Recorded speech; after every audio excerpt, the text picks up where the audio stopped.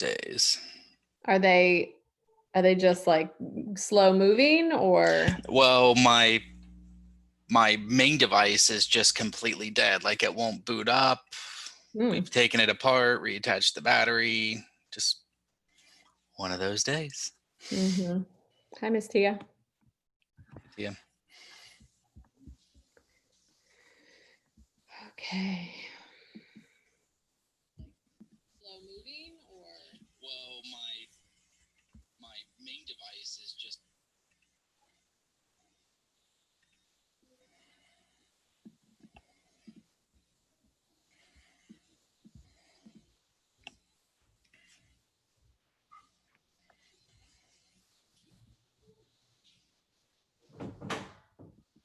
You gave him dinner kibbles? Mm-hmm. I figured somebody had. I'm wondering.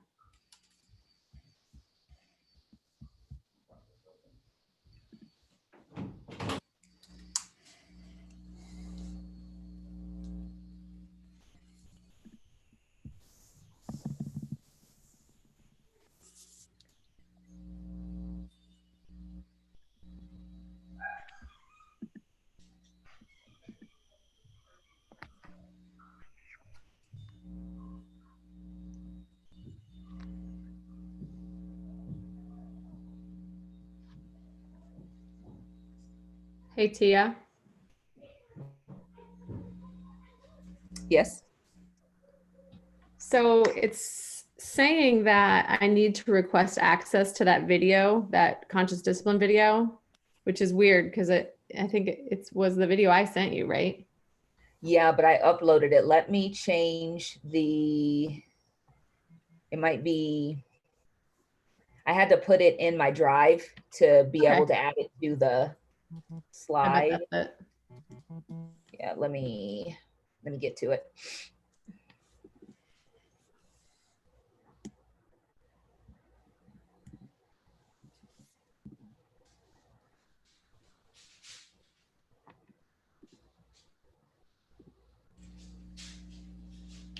Okay.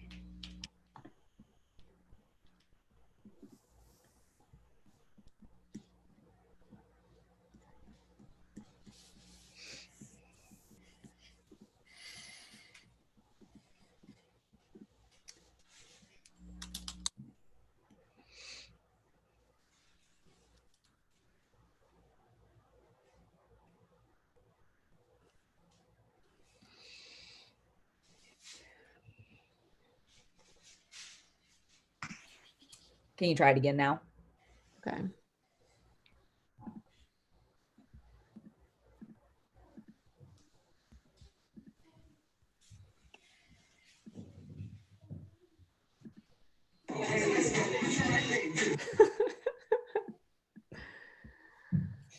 Okay, awesome.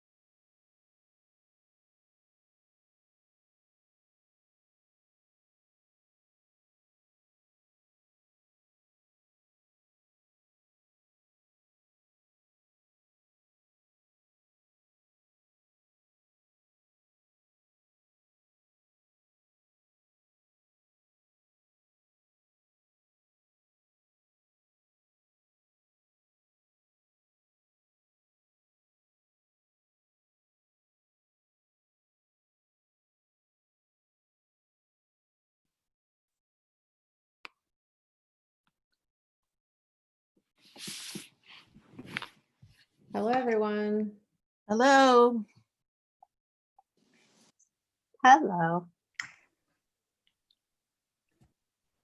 Jill, I flipped on the live stream before coming here. Mhm. Got to see you streaming for a little while.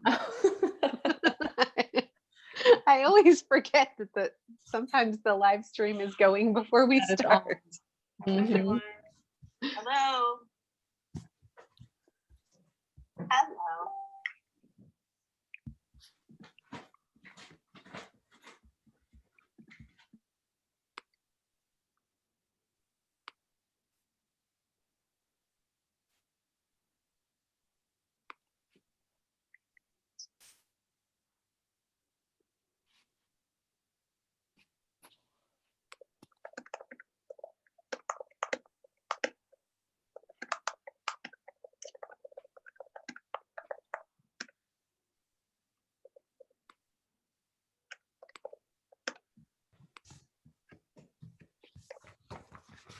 Hey there, can you hear me? Mhm. Okay, good. I just Oh, I sent thought I Brian. was muted and I'm not. Oh, I just sent Brian the link. Are you at a practice, Jen? Yeah. There really are just kind of crazy benefits about all of this remote activity, and it's that like I don't have to pay a babysitter, and I can like sit here in the parking lot, and I have like my tablet, my agenda, and I can do a meeting for the next hour and a half. Mrs. Chrysler, I went to one of the baseball games and I had a blast. I can't wait to come back. Oh, that's awesome. I saw them when they played out in Newark. Oh, did you really? Oh, that is Yeah. so much fun. It's so much fun, so I can't wait to go back.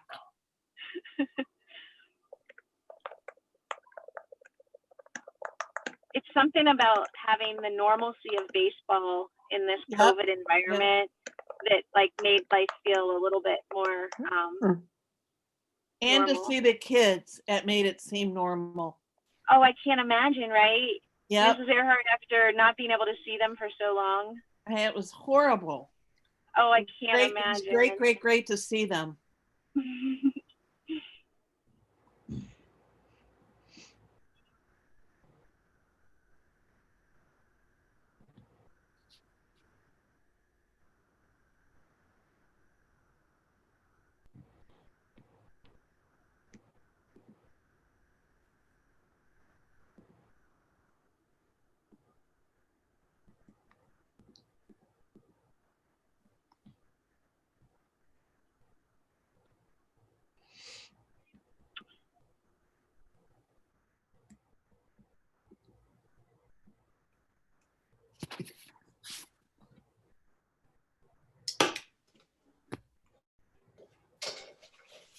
Hello, everyone. Hi there. Hello.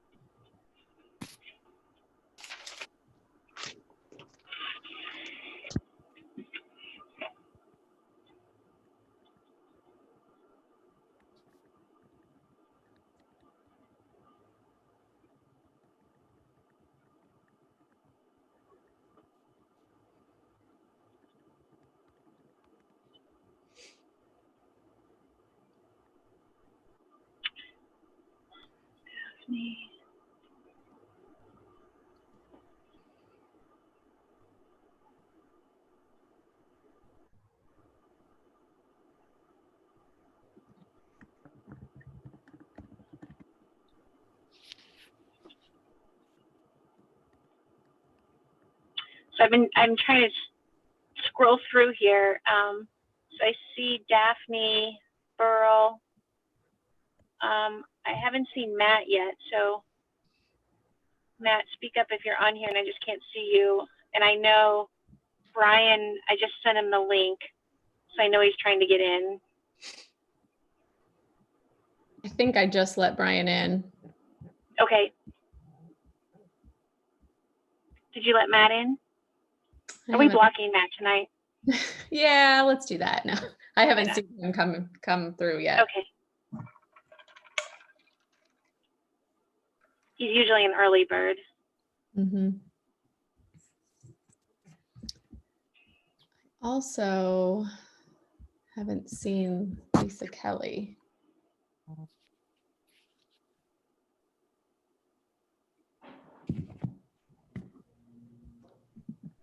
This is exciting. This is a good topic. This is exciting, isn't it? Yep, it is. There's a lot of hard work has gone into this, and it's a proud moment. This is a proud conversation. That's awesome. I agree. I feel like in Student Learning and Achievement Committee, I feel like it's always a good night for wonderful discussions and conversations. I mean, I'm not biased or anything, and I think finance and policy are fun, but when you're comparing committees. Yeah, this is the great committee. Well, that's for sure. You're gonna have to fact check that. I think so. I The policy. scrolled to Daphne's picture when I said that. So Brian's looking for the password. Well, it You might be, shouldn't need a password. maybe I think when you sign on with your phone, you might. Oh, I'll look for it. I think Matt's here now. I am here now. I thought I saw your face pop up. There you go. I'm just checking with Lisa really quickly. Okay.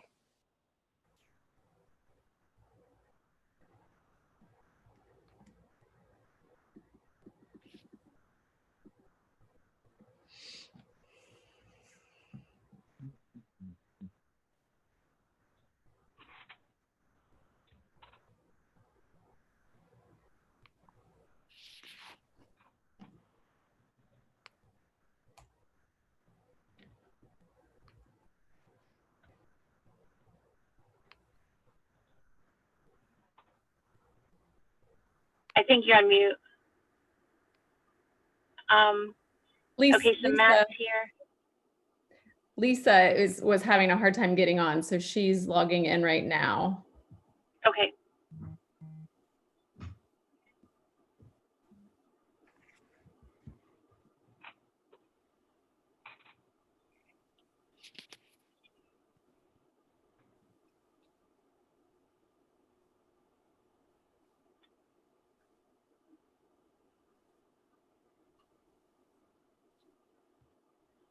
Oh, there's Brian.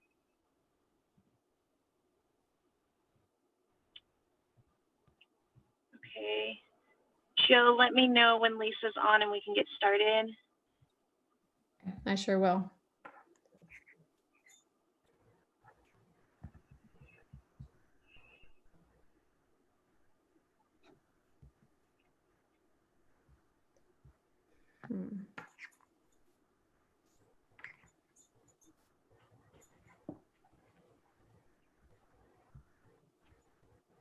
Did I jinx us because I just made this statement? Isn't technology great? I totally screwed it up.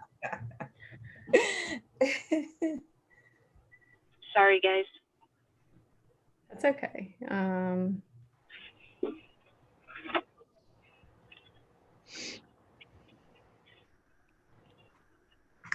All right, there she is.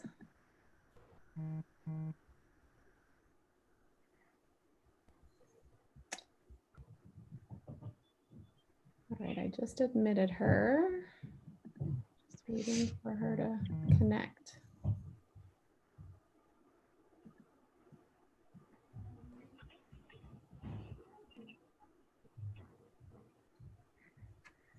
Oh my. She said it says connecting now. Okay. Okay.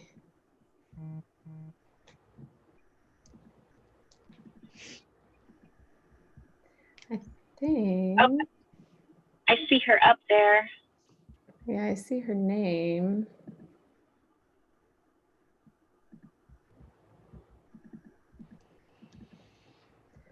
Well,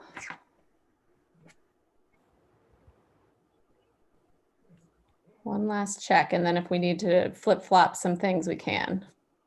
Okay. Lisa, can you unmute and just make sure that you have... Oh, there she is.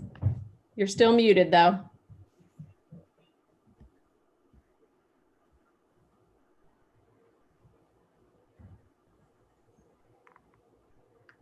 Lots of technical difficulties. It's okay. It happens.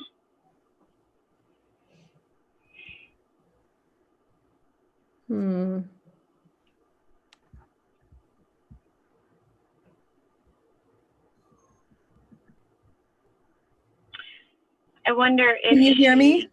There Oh, she is. There she is. Sorry, I definitely am having technical difficulties over here. I apologize. No That's problem. okay. Jennifer, I think we are ready, though. Okay, so then let me get my screen now back. Okay, so thank you.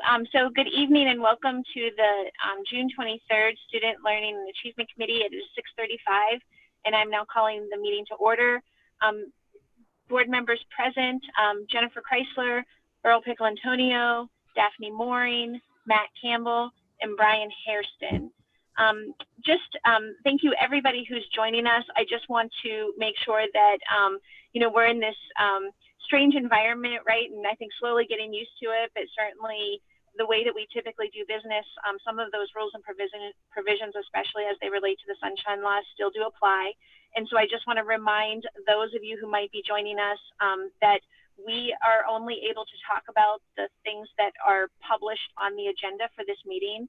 And so tonight, our plan was to talk about mental health services and PBIS and conscious discipline and get an update on that. And so if you're joining us tonight and that is not something that you hope to discuss or you hope to make comments about something that's not on the agenda, then certainly we do have other avenues for you to be able to participate and to share.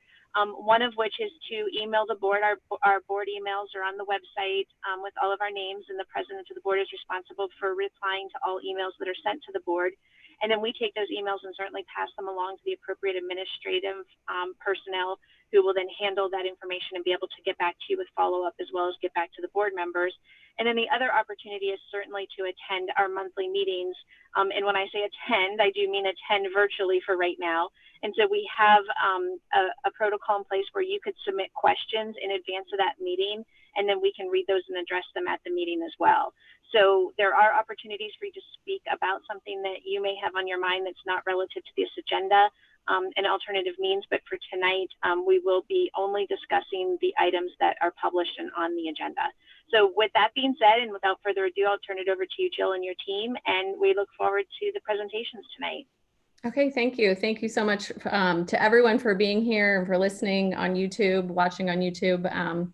Jennifer, as you said, we always have the best meetings and certainly well attended. We have a lot of participants tonight.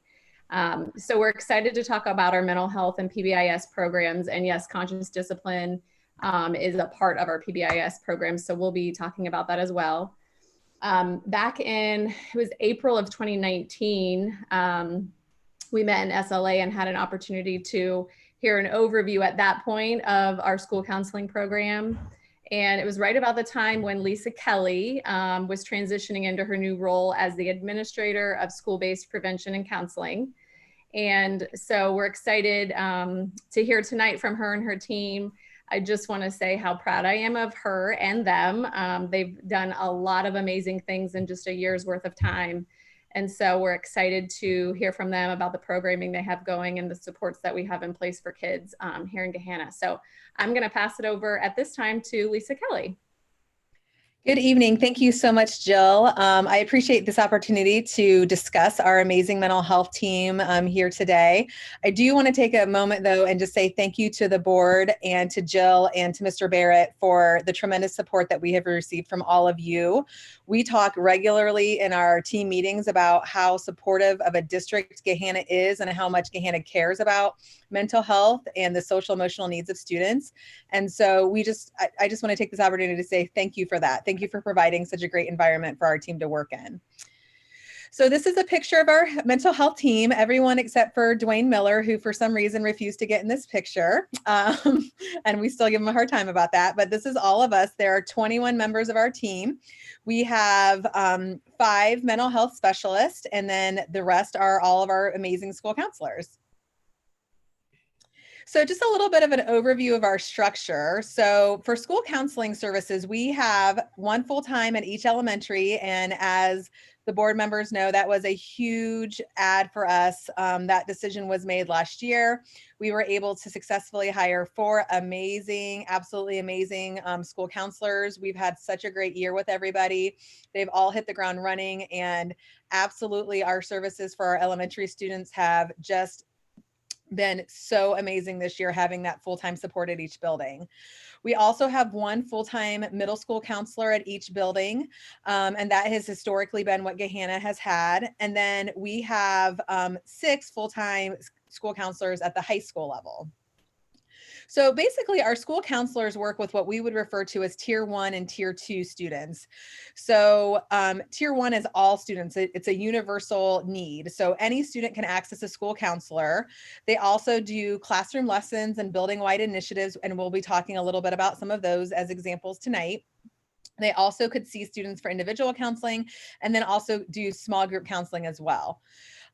So the school counselors are kind of our first line of defense when it comes to mental health issues in our school district. And then as we go up the triangle, we have mental health specialists. And as far as our mental health specialists go, we have 1 full-time at the elementary level, 1 full-time at middle school west and middle school south. We have 1 that's 3 days a week at middle school east. And then we have 2 full-time positions technically at the high school. One of those full-time positions is split between a mental health specialist that's there 2 days a week, and then I have a small caseload of students that I see as well. So our mental health specialists see our most at-risk kids, the students that really need a high intense level of support. And they also will see some kids in small group depending upon their needs. All right, so this next section is on our elementary programming, and one of our amazing school counselors from the elementary level, Heather Haringa, volunteered to speak tonight on behalf of the elementary staff. So I'm going to turn it over to her. So hi, my name is Heather Haringa. I am a school counselor at Jefferson Elementary, and I'm going to give you a brief overview of what the elementary counseling program looks like here in Gahanna. I want to start by echoing what Lisa said. We are so appreciative of the support that you have given our program. There really aren't words to describe the difference between being split between 2 buildings versus being able to be in 1 building all day, all the time, for students, family, and staff. So that has made a very big difference, and we are all very grateful to you for your support in that. So we have been able to do more programming this year now that we are in the building full time. And also, even for programs that we already had in place, we've been able to dig in and get a little deeper with them. So I'm going to go through some of the things that we do, and then if you have any questions at the end, I'll take those. So as Lisa said, we all provide individual counseling. Those can come through teacher referral, self referrals if students refer themselves, family referrals. They can come to get individual counseling, anybody in the building through for the school counselor. We provide many different types of school small groups. So we might have a small group for new students. We have different small groups that can help students with different parts of emotion regulation, whether that's to do with anxiety, dealing with stressful or angry behaviors, changes at home, anything like that. Different sort of social skill groups. And then we also have groups to help develop leadership among our students. And so we have some that are combined groups, but then we also have a group where it's all girls, and that is our ROCKS group. That's, if you've heard of them before, it stands for ROCKS, stands for Ruling Our Experiences. And so we look forward to doing, we started with that this year, and we look forward to doing more with it, hopefully this upcoming year. I also had a group of 5th grade boys. It was a group where I had a group of 5th grade African American boys and brought somebody in, a mentor, an African American male, to work with them and provide leadership. And I'll show you some pictures and talk about that a bit on the next screen. It was really neat to see everybody coming together. We also provide classroom lessons K through 5. We are in the classroom around 7 or 8 times a year, providing the counseling curriculum to all students. We also will go over conscious discipline and integrate that into the lessons that we're providing. Another example of something that happened this school year was at Chapel Field. There was a senior citizen group where they came in October through March and had lunch with some of the students there at Chapel Field and created some great relationships in the community. Many of the schools had yoga and mindfulness groups, and that can tie in a lot to what kids are learning about brain development and emotion regulation with conscious discipline. This year, because we were just in one building, we were really able to push in and help kindergartners and first graders as they were learning school, to be able to be there right away and help with those things and collaborate with teachers to be proactive and really help the students and give them the supports that they needed. We do a lot of career exploration this year because of quarantine and being at home. Many of us hosted a virtual career day, which was great. It turned out really nice. Angela Ann did something just for our schools, for Gahanna schools, and we had a wide variety of different careers represented, so that was great. We are always supporting the work of conscious discipline. So whether that's meeting with classroom teachers and talking about what that looks like in the classroom, or working in smaller groups or within the classroom. It is the school counselor's job also to link families. So all referrals come through us, and then we look at caseloads and needs. And then from there, we decide whether the student should most appropriately work with the school counselor, the mental health specialist, or the Concord counselors that we collaborate with. We also do a lot in connecting families to community resources and referrals as they need them.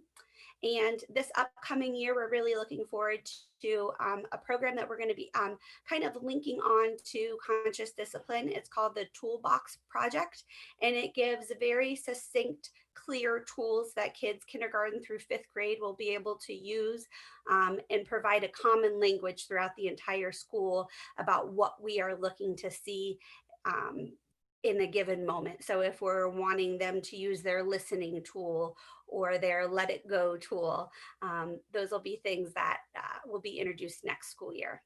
So if we look at the next slide, you can see here's just an example of a group of our yoga and mindfulness kiddos. Lauren Seitz is in the picture. She did some training with youth yoga.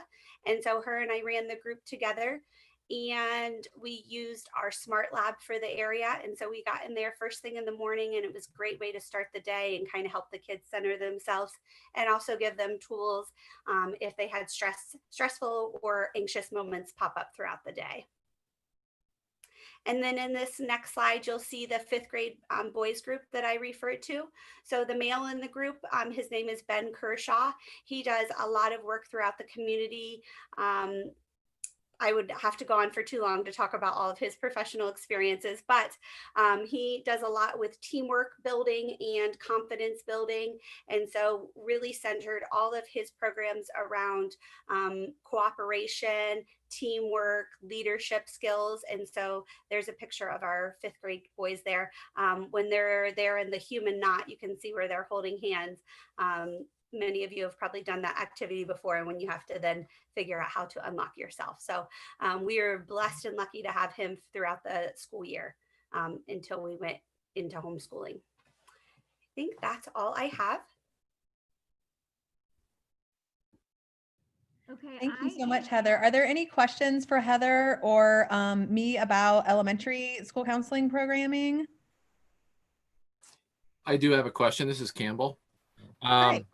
Hey, are you guys able to get any feedback on conscious discipline and areas in where it's effective versus ineffective? Have you received any feedback from your teachers or aides? Lisa, do you want to take this, or do you want to both chat about it? I don't want to talk over you. No, go ahead. You can start, Heather. Okay. One of the things I can say that I really like about seeing conscious discipline in is before we even had conscious discipline in, we were trying to teach the kids a lot about brain development and the different areas of our brains. It's pretty cool when you can see a kindergartner show you a hand model of the brain and tell you where their thinking part of the brain is, where their emotional part of the brain is, when they need to take a break and why, because the thinking part of their brain isn't working. And I really am thankful that conscious discipline has brought that then into the everyday conversation, and also then educated teachers about that. And so I have been able to see something that felt like I was doing it a bit in a bubble when I was doing those lessons, to now it's become more comfortable conversation that anybody in the building can have and connect what's happening with our brain, what happens with behaviors, and the tools that we need in that way. So I've gotten good feedback from families and teachers from that. And I would add to what Heather's saying. What I have had as far as conscious discipline goes is more anecdotal input from teachers and families, similar to what Heather has said. The strength that I think most teachers would identify in conscious discipline is having a common language throughout the school, which ties nicely in with PBIS, which we'll be talking about later. But one of the things that teachers have expressed that they had wanted for a long time was the ability to have the same type of vocabulary words used with kids, whether they were in PE class or art class or in the cafeteria. That way, any teacher that's working with them would be able to say, I want you to use your big voice, and we're going to use the time machine, like all of the things that conscious discipline teaches the kids. So that's one really big positive that I've heard about conscious discipline as a whole at the elementary level, is just having a common way to talk kids through issues and help them to grow. I would say as far as negatives go, we haven't heard a ton, but one that I have heard is just being able to have more explicit teaching of specific skills that are directly related to social emotional skills. And so that's why the school counselors this year picked the Toolbox project for the curriculum for next year, because we are hoping it can kind of fill in that hole that some teachers have identified as just wanting more direct lessons on what a specific skill would look like. And so as Heather talked about, that Toolbox curriculum complements conscious discipline very well. And it teaches the kids 12 specific social emotional skills that they'll learn, and the teachers will learn with them. And then the teachers will be able to reinforce that along with the premises of conscious discipline. The other thing that I would add is I know that recently there was a teacher survey about conscious discipline. So I don't know if Jill or Tia would want to talk about that. I was going to add that later on in the presentation, Tia is going to be talking about conscious discipline more specifically. And we can talk a little bit more at that time, Matt, about some of the data that has come in and feedback about the specific program. Okay, specifically, I've been notified there's some struggles, especially in the ESS units, behavioral units, where it's not necessarily helping or not as effective as it would be in the more regular units. Some of the kids take advantage of it. Okay. And we, I will say, so just for clarification, the behavior units are actually the BSS units. Okay. And, I think definitely the idea of consequences is something that we hear a lot about, teachers wondering about kind of where the consequence side comes in. So Tia will touch base on that a little bit later. And certainly, as with, any type of program, there are kind of outliers that you need to do something in addition and a little bit extra support. So certainly we have some students that we need to do that with as well. I would add to that, Dr. Becky Bailey, who is the author of Conscious Discipline, I think that a lot of she has several books that reflect the fact that some kids don't necessarily respond to conscious discipline because their brain has been maybe exposed to trauma, which unfortunately, many of our students that struggle with behavior, some of them have histories of traumatic life experiences. And so one thing that we've done to try to close that gap that conscious discipline doesn't necessarily address well, like you said, with our students that have severe behavior needs, is all of our, and we'll talk about this in a little bit too, our entire mental health team is going through a certification process in trauma-informed care, so that we can help support teachers to understand how to address kids that have had adverse life experiences. Okay. Any other questions? Oh, sorry, just really quickly, when is that training, Lisa? Is that training that is yet to be done, or is that training that they're in the midst of, or? So we are just jumping right through the presentation. I just love it. So we're going to skip some parts of it Sorry. later. That's okay. So the training has been ongoing throughout the year. We partnered this year with Star Commonwealth, which is a very well-known nonprofit that specializes in trauma-informed care. We were very fortunate to be able to have them come to us and we actually had 2-day trainings offered, and we also collaborated with 6 other districts. So districts came to Gahanna in collaboration with us for 2 days of training as the first step to that trauma-informed care certification. It's called a level 1 certification. And then the second part of that certification is all of our mental health team has been participating actively in online courses that they chose through Star Commonwealth. So it's 5 courses, 2 were done in person, 3 are being done online. Some of them have already completed them. And then they have to take an exam and get a certain percentage to be able to be certified in that. So that's kind of been ongoing throughout the year, along with some other things that we've been doing that I'll go through that specifically to trauma-informed care within our district. And so what that certification does is it allows our team to have a common language about how to support teachers. And Star Commonwealth has awesome resources on ways to work with kids that have been through adverse childhood experiences, and ways to support teachers, and ways to look at the behavior in a way that might be different than we thought about it before. And so that's been ongoing throughout the year, and it's actually still going on this summer. A lot of them are doing this on their own time during the summer as well. If I could just add real quick in response to Matt's question. I think one of the things about conscious discipline is that it is, it's an inside out program. And so sometimes when people think it's not working, it's because they have yet to kind of totally understand it. If you think about our kiddos who struggle with reading, what do we do when they're struggling with reading? We intervene, we teach, we do something different. Same thing with math. But when they're struggling with behavior, our first traditional instinct, and you know, I've been in this business for 34 years, is to consider what the consequence is. But conscious discipline is different, and it's thinking about what is the skill that's missing that we need to teach. And so that's going to be a paradigm shift for our staff. And so we're still working through that. It's not about just clipping you down. It's not about just a consequence for your behavior. It's about reteaching the missing skill. And so sometimes when people are struggling with it, it's because they're still in the learning process. So that falls on us as we continue to support and teach teachers and to help put more tools in their toolbox. And as Jill had mentioned before, I am going to go into a little bit more details of what our learning experience has been and what our next steps will be, and talk a little bit more about the philosophy of conscious discipline. So I do believe, Matt, that it will get to the heart of your question, and absolutely we can process it a little bit more after that. I appreciate it. Thank you. Any other questions before we move on to middle school level?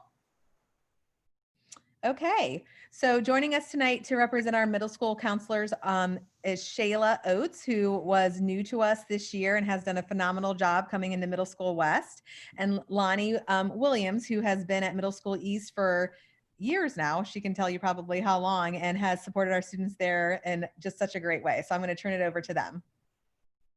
Okay, I'm going to start. I'm Lonnie Williams, and I've been there 15 years actually, which is awesome. I'm proud of it. I love East. I love all the middle schools, but Shayla's going to go after me. So I'm going to start the conversation about middle school, and then she's going to finish it, and then we can both answer your questions if you have any. I can't hear. Is that better? Can you hear me now? It's still pretty low, Lonnie. My volume is all the way up. Use your playground voice. Okay. I'm Lonnie Williams. Is that better, you guys? That's better. Okay. So I am going to start the conversation about middle school, and then Shayla's going to jump in and we can answer any questions at the end. But to start the conversation at the middle school level, things look a little bit different for school counselors and the services we provide than elementary. But some of the things are the same as well. The first thing that we do throughout all 3 middle schools is individual counseling. And individual counseling is obviously can be self-referred. Students can come refer themselves and fill out. We each have a Chromebook in the office, so they can come down and they can fill it out. And we can call them down if they don't want to talk to anybody, or they want to do it a little bit more anonymously or privately. Or a parent obviously can refer, teacher or staff member can refer, or a friend. So in middle school, obviously there are often times when friends are worried about other friends or arguing with other friends, or just need someone to kind of help them to mediate or work out their problems with a friend. So we get a lot of referrals for that. We also have some small groups at the middle school level, and our small groups change year to year, but some of the ones that we have almost every year are listed here. Our new student groups, those are for students who are new to the district. So students who have moved from out of state or out of town, or maybe they came from a different Gahanna middle school, but they don't know anyone at that particular middle school. So we offer new student groups for those kids. We meet with them and their parents and with them in orientation style. And then we do lunch groups with them so they can meet each other and socialize and get to know the staff as well.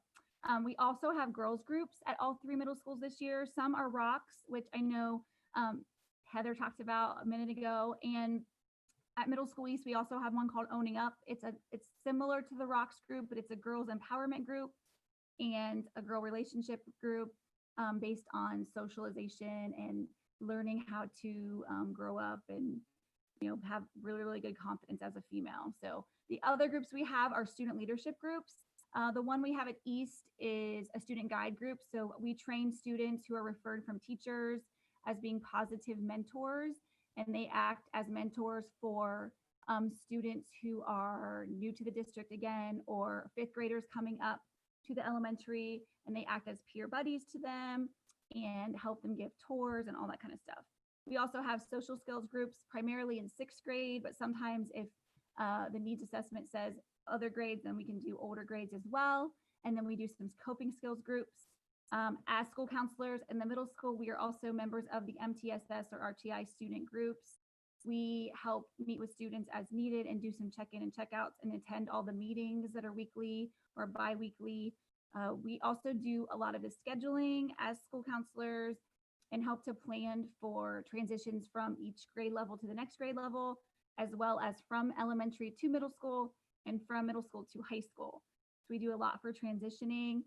One of those things that we do for transitioning from elementary to middle school is we have a student and parent orientation. This year, those were online. We did a Facebook Live at East. I know South and West, we all did it a little bit differently. I also made a video. We made some videos to send out to the 5th graders and did some question and answer sessions.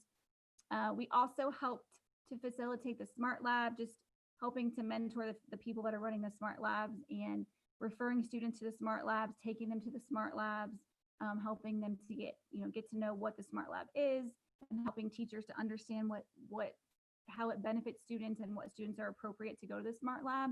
And I think Lisa or someone's going to talk more about Smart Labs later. Another program that we started this year, which has been really great, is called Signs of Suicide, or SOS. So we did suicide prevention through Children's Hospital for all of our 7th graders, and the school counselors, the health teachers, and the mental health specialists all worked together from all levels. And we went into 7th grade classrooms and did presentations and did some risk assessments for the kids, and the kids that were flagged as being at risk or being kind of, concerning, we met with them and did some triage, or that it bumped up to our mental health specialist or were referred out of the building. So those are some things. And then I'm going to have Shayla finish the rest of the list. Thanks, Lonnie. So I'm Shayla Oates. I'm the school counselor at Middle School West. Like Lisa and Lonnie said, this is my first year, and I'm so excited to be joining the mental health team here. A few of the other services we provide are classroom lessons. So a couple of times each quarter, we go into the health classrooms and we use a site called Naviance to do lessons on career exploration. And then we also do some social and emotional lessons on topics like stress management, healthy relationships, boundaries, stress, anxiousness, all of those type of topics. Then we also facilitate the career cafes or shadowing experiences. So we set up different speakers from different careers, bring them in. We try to partner with the Eastland Fairfield Career Center to bring some of those speakers in. And then we also help with any 8th graders who in the spring, I know most of our 8th graders do a shadowing experience. So we kind of help them if they need a career to shadow, we kind of help them find a career to, follow around for the day. We also started minute meetings this year. I know Lonnie and I both did it this year with our students. So minute meetings are pretty much meeting with each student for about a minute as a check-in, make sure that they know who we are, know where they can find our office, know how to get in contact with us. And then just kind of check in to see how students are doing, what their needs are, academically, socially, emotionally, things like that. So we provided those this year. We're also visible during lunches. So we each have at least one duty at lunch, but then we also try to get into all of the lunches if we can, just to see students in a different atmosphere so they can see us out of our offices and see students in social aspects. It also helps when students are at recess, when they're in intramurals, and sometimes there are social conflicts that occur, so we can find them and kind of help intervene in those situations. And we really enjoy being visible in lunches. It is a great time during the day. We also created a middle school counseling website for all 3 middle schools. And we put on there some weekly guidance lessons, primarily during the school shutdown. We really put 2 lessons on there every week about career or different social emotional things that we wanted students to take advantage of during the stressful time of COVID. We also updated with like resources and supports locally for families that were struggling or just needed any type of outside resource. And then lastly, kind of like Heather said, we link families with supports, referrals, and resources. So again, we are the first contact for all students. So we try to just make sure all students are linked with the right resources that they need. If students need grin bags or things from Live Locker, we provide that. They need outside counseling or our mental health counseling, we set up those referrals. We connect with teachers if they have academic concerns, if they need like extra supports from IEPs or MTSS. We just try to make sure that we are giving the students all of the resources that they need.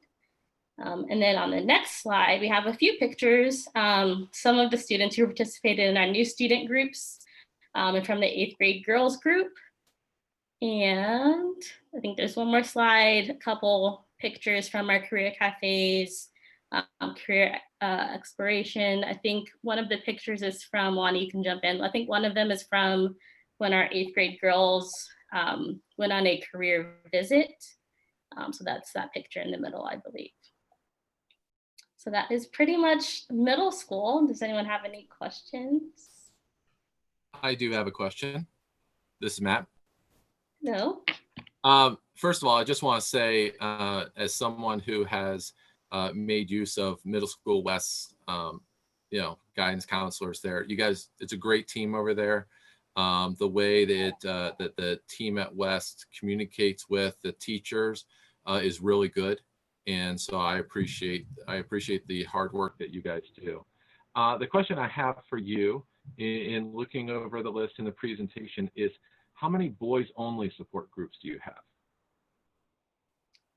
I know for West, we didn't really have any groups besides like the new student lunches. Obviously there were boy students there, but at least at West, our primary need was 6th grade girls group. So that is what I kind of focused on with the 6th grade girls. That was the biggest need that we saw. I met with boys individually when teachers would refer or parents would refer. But this year I didn't work with any boys groups. Okay, I ask because obviously, middle school is an important set of formative years, and boys behave very differently when they're just in a group by themselves than with a group with girls in it. That's something, it's an interesting observation that, we have girls leadership groups, but we don't really have a boys leadership group in here. So can I jump in really fast? At East, we didn't have a boys group this year either, but we did last year.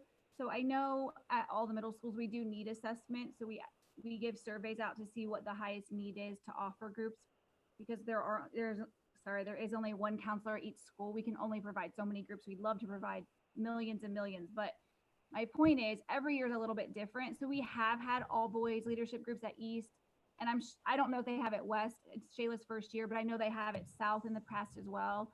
So I do agree with you. I think it's really important to have those groups as well. This year specifically, we just didn't, because it didn't show up as being the highest need. And we had our 6th grade class at East and our 8th grade class at East had more girls in it than boys by like 15 or so. Not a huge number, but that could have been why. So anyway, I just wanted to say that. I can appreciate that. Resources are what they are. And I definitely appreciate what you guys are able to do with yours. Thank you. Thank you. Thank you. But I do think that's a good point, Matt, and that's something that we can definitely look at for next year, as trying to be a little bit more like consistent and targeted with it. Yes. Yeah, I think, and this is Jennifer. So I think it's important, and especially, we've talked a lot about all of the events that are happening in our world today, and at a middle school level where there's already so many emotions just automatically going on, just, because of just changes in your body and life and things like that. How are kids who, process a lot of things at school, how are they processing COVID? How are we processing, the current state of affairs and the discussions that are revolving around inequity and specifically racial inequity? And so I think that, I know resources are limited, but that definitely is something to add to that list. I would also say that, we had some experience and some complaints at East with the boys group that was formed, because I think the intention was good. I think Officer Dixon, who's amazing, from the Gahanna Police Department, came in and kind of got a group of boys together. And I think the idea was to really talk about, how to be upstanding citizens and make good choices. But I think they were also like, they wore ties, and so they were, called out and made fun of, and it almost made them, I think some of the things in order to be a part of that group almost made people not want to be a part of it. So just as far as, being thoughtful about moving forward in some of the different groups that might emerge. One of the other things I think Steve talked about at our board meeting was even grief counseling, grief over missed opportunities and missed experiences with respect to things that kids missed because of COVID. Grief over what they're seeing right now and what they're hearing right now, and really just the inequity of what's come to surface that's happened in the subsurface in our world all these years, and now is being talked about. And there's a grieving process that I think, kids and families have to go through. So as far as adding that, I would like to end this statement though on a positive note. I will say I had personal experience with the system that's in place at the middle school. And specifically, one of our students in our household had done a search on the internet for some research, and it came up with something that caused a red flag for potential suicide. And it turns out it was all innocent, and it was just research. But I was so impressed at the layers that were in place to kind of flag those things. And then Ms. Williams called me, and we had a conversation about it. And but her follow-up, and even though she was pretty confident that this was just a mistake in the internet search, the fact that she didn't just chalk it up to, hey, this is probably a mistake, and followed through, because you just never know. That's something that was really, really important to us, and we really do appreciate that.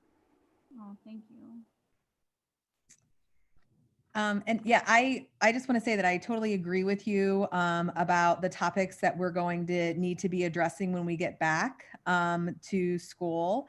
And we've actually have kind of started a brainstorm document of things that we need to make sure that we cover with our kids, because it is, like you said, we're looking at kind of this collective trauma of the pandemic and then also the racial injustice. So we definitely want to come back ready to support them, and really just responding to it similar to the way that we would any tragedy. We want to make sure that all of the resources that are available to them are there from the get-go, so that we can make sure that they know that we're there.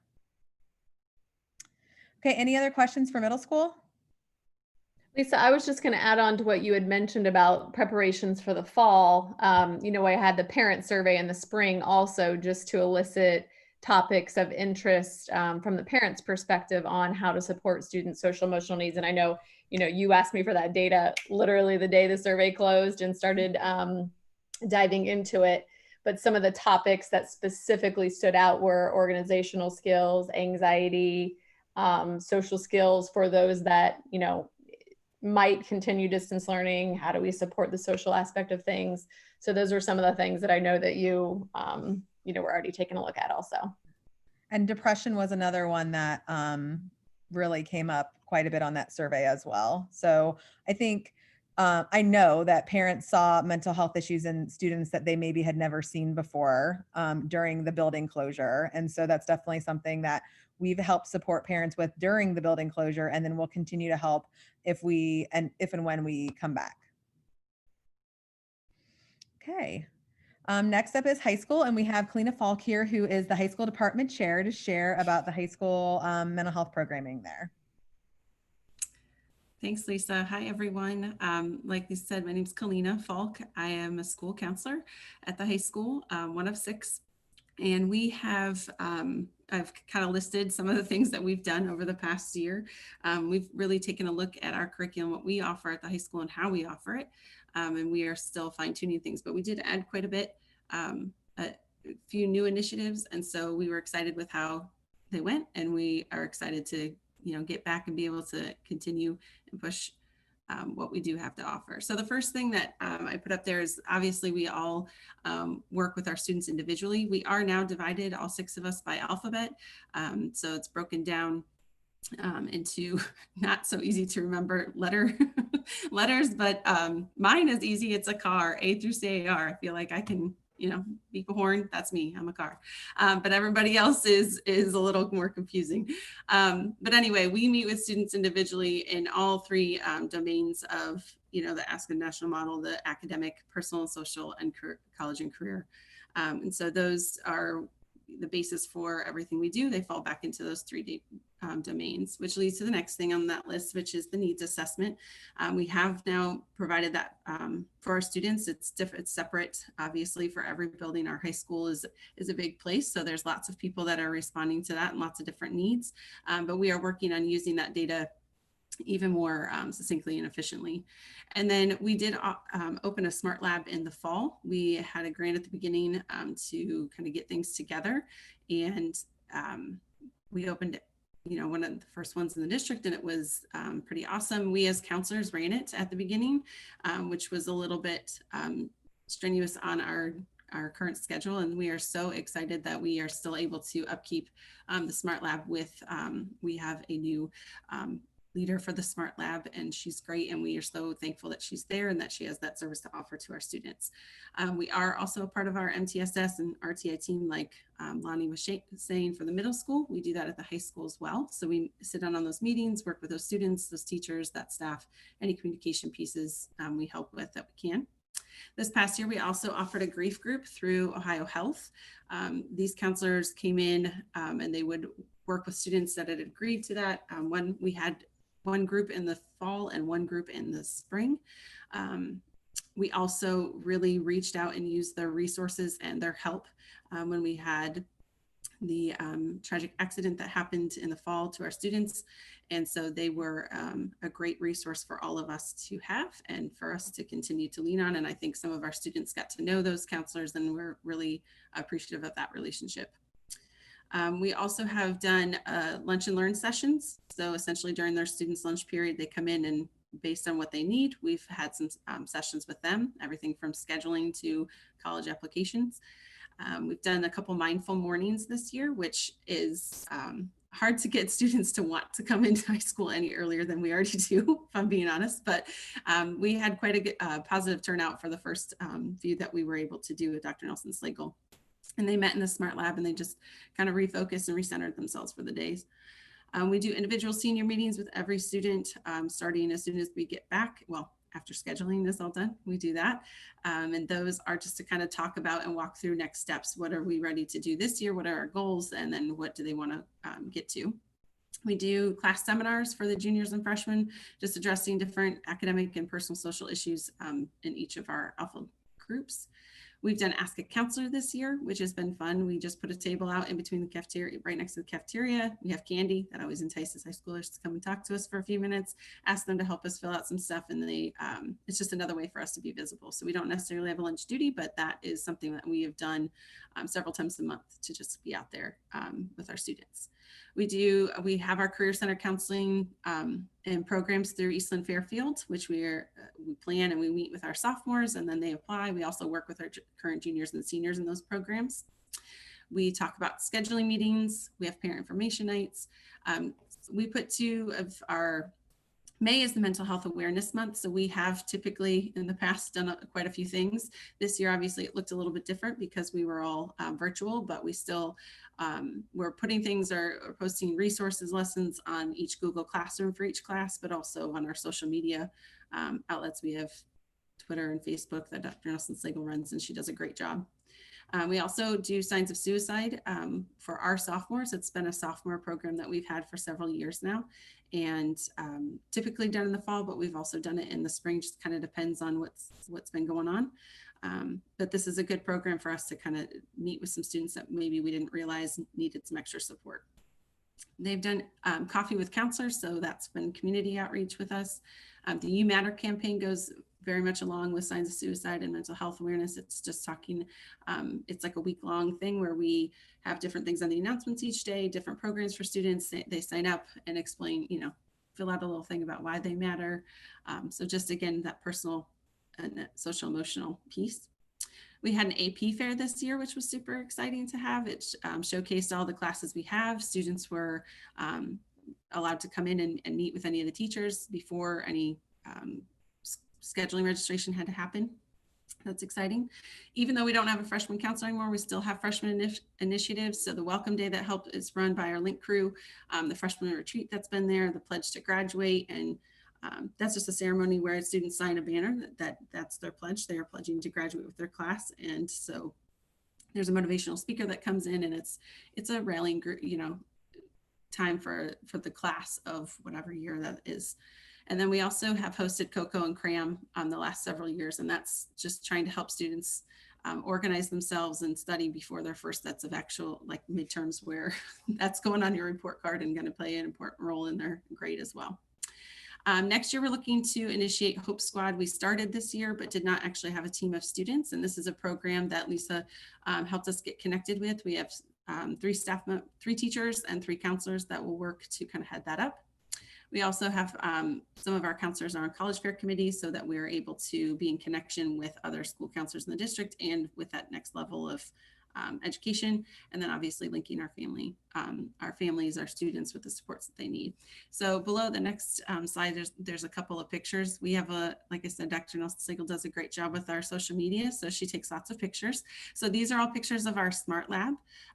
It looks a little bit different now that we have some changes that have been made, but it's great. We love it. It's a calming place. Students really like it. And since the winter break, they've been able to self-refer and go in or have a teacher refer them to just kind of need a timeout, if you will. We call them timeouts.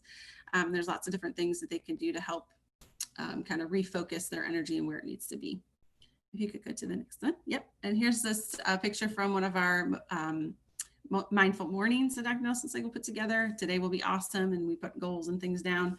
Ask a Counselor, that's our board that our Fab Lab helped us make.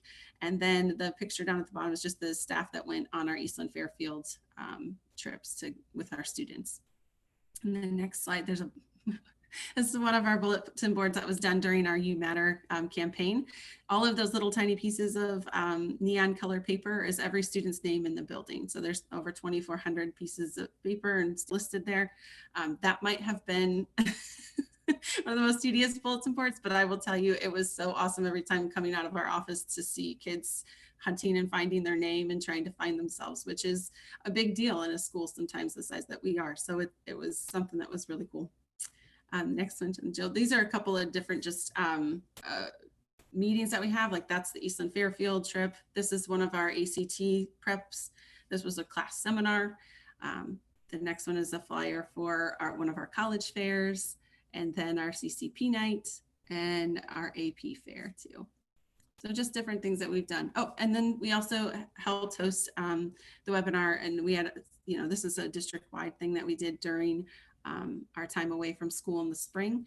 I think it went well, and I think we got some positive feedback, and we're looking at how we can engage more of our community members and have them be a part of things in the future too. If they can't make something physically, can they be there via webinar maybe? So that's it for high school right now. Does anyone have questions about that?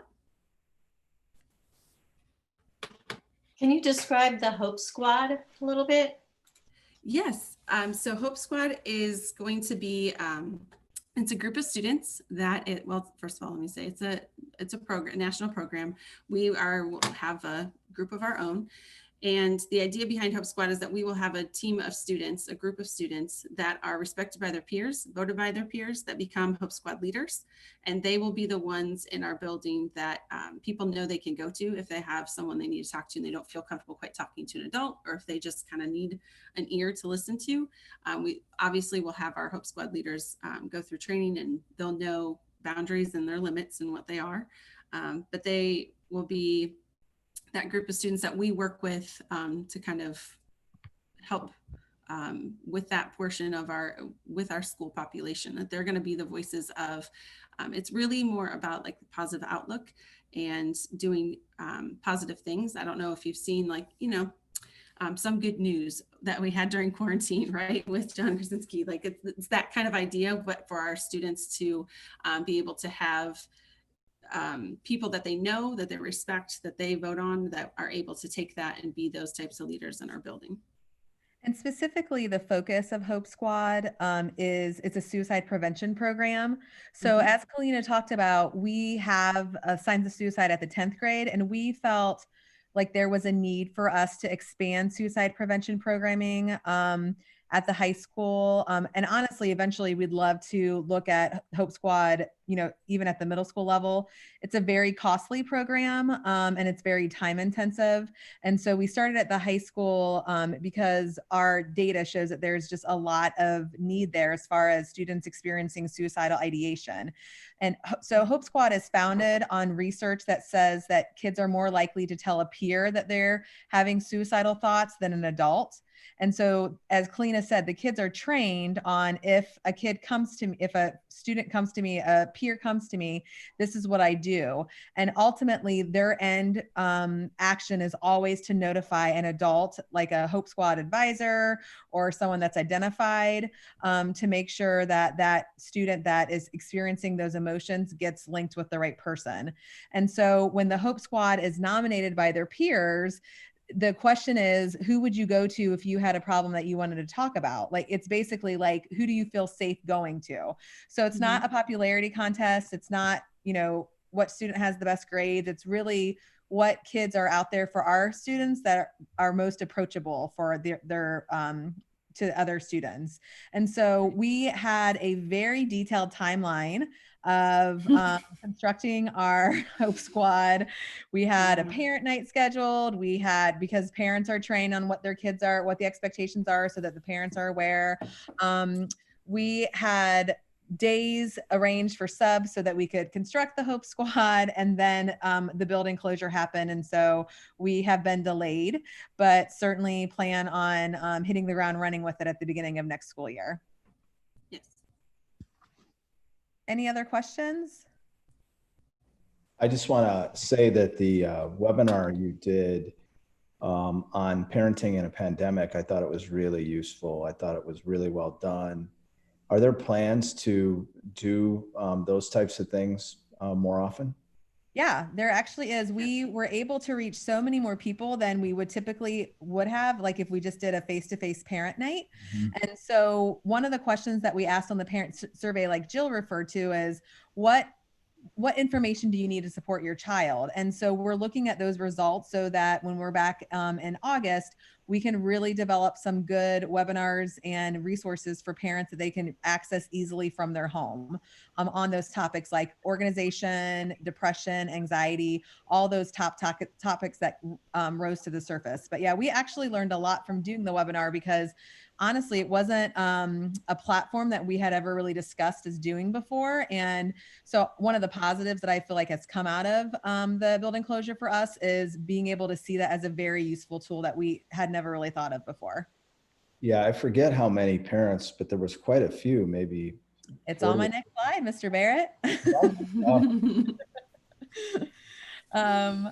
I would also add too, for high school, this school year, we were very fortunate that we were selected to have Rachel Simmons come, who is a nationally known best-selling author of Odd Girl Out. Her most recent book is She Is Enough, and she came and did a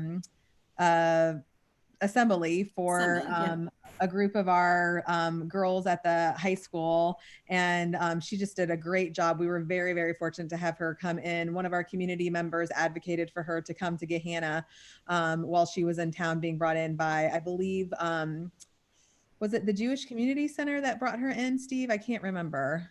Yeah, it was Julie Handler and the Jewish Community Center. Yeah, so that's another highlight for the high school for this year. That was really cool. Okay, so I do have a question regarding the smart labs. Great resource. I've received very positive feedback about them. What kind of guidelines do you guys have in place to do? Obviously, they're a good resource for the time they're used, but some students may want to keep using them to avoid going to class. What kind of guidelines do you have in place to keep that from happening? Yeah, that's a great question. It comes up, so thank you. And for those that don't know too, the Smart Lab is stress management and resiliency training. So the idea of being there is that they are there. We teach them skills, and then they don't have to continue returning as long frequently. However, at the beginning of when they're learning that and at first coming to the Smart Lab, yes, their time there may be longer, and they may be seeking to come more frequently because they do realize like, hey, this is something that's a positive for me. So obviously that's what we want to keep doing for our own selves. But there is protocol in place for our Smart Lab mentor to be able to address if there is something that's going on that's a bigger issue, or if it's a student that's come in multiple times in the same day or same week, same day, especially. They reach out to us as the school counselors, and then we can step in and make sure that we are supporting that student further and deeper than maybe just what the Smart Lab is intended for. So there is protocol in there for how long they need to be there. And we use different strategies at different levels. So at the elementary level, we might have like a visual in place for the child, like they have 3 Smart Lab passes for the day. And once those are gone, then we need to come up with something different. So like you said, they're not like abusing it and trying to get out of class. So it really depends on the level, but we definitely have train our Smart Lab facilitators in trying to identify if a student is overusing it and reaching out to the school counselor, the building principal, the teacher to say, I'm a little concerned because they're coming in more often than I think they should. And we collect data on every single student that comes in so we can easily track when they're coming in, why they're coming in, how long they're spending their time there. I appreciate that. And maybe, a better word might be avoidance. Kids are avoiding class or avoiding their peers, interacting with their peers, and they're using the lab. Could use the lab as a method to do that. But I appreciate it. Thank you. So just real quickly, some other district highlights. I know that we've already talked about this, but ROCKS was new to our district this year, ruling our experiences. It's an awesome girl power program. This year it was at Royal Manor and Middle School West. Next year it's going to expand quite a bit to Chapel Field, Goshen, High Point, the high school. Am I missing one? Because I can't see the whole slide. Did I say them all? Okay. And then as Mr. Barrett mentioned, we were able to do 3 webinars for parents, 1 elementary webinar, 1 middle school, and 1 high school on parenting during the pandemic, how to take care of your child's mental health and your own. So we had about 70 people attend those live. And to date, the recordings have been viewed 450 times. And so, like I said, we've been really excited that we have been able to reach so many parents. And we look forward to doing more of those in the future based off of the data that we have of the needs of our families. Also, many of our counselors and mental health specialists have presented in their buildings on needs that might come up. And they also, many of them presented in November and January at our PD sessions. They all participated this year in a book study on The Body Keeps the Score, which if you want to know more about trauma, this is a very rich book that has pretty much the history of trauma as far as like from the way that it's become to be recognized in the field of psychology and how our body holds trauma and impacts us throughout the life when we've experienced it. It's got great resources for mental health professionals, and our team read it together this year. It was a very good book study. Everyone really enjoyed it. And then, as I mentioned earlier, all of our team members have completed or are in the process of completing a level 1 trauma certification through Star Commonwealth, which we're very proud of. Other district highlights, we have established partnerships with other agencies to further support our students. So Star Commonwealth is one that we just discussed. Concord Counseling has been in the district for maybe 5 to 6 years now. I'd have to look. We've been able to work with them to increase services over time. Right now we have we have 2 Concord counselors that will serve middle school and elementary next year, which will be nice because it will be an additional service to middle school that we haven't had in the past. We also have a Concord counselor specifically for substance abuse that is housed at the high school. And that person has done work with high school students who have struggled with substance abuse, along with some middle school students that have been referred to her. And then we also have a Medicaid therapist through Concord Counseling this year.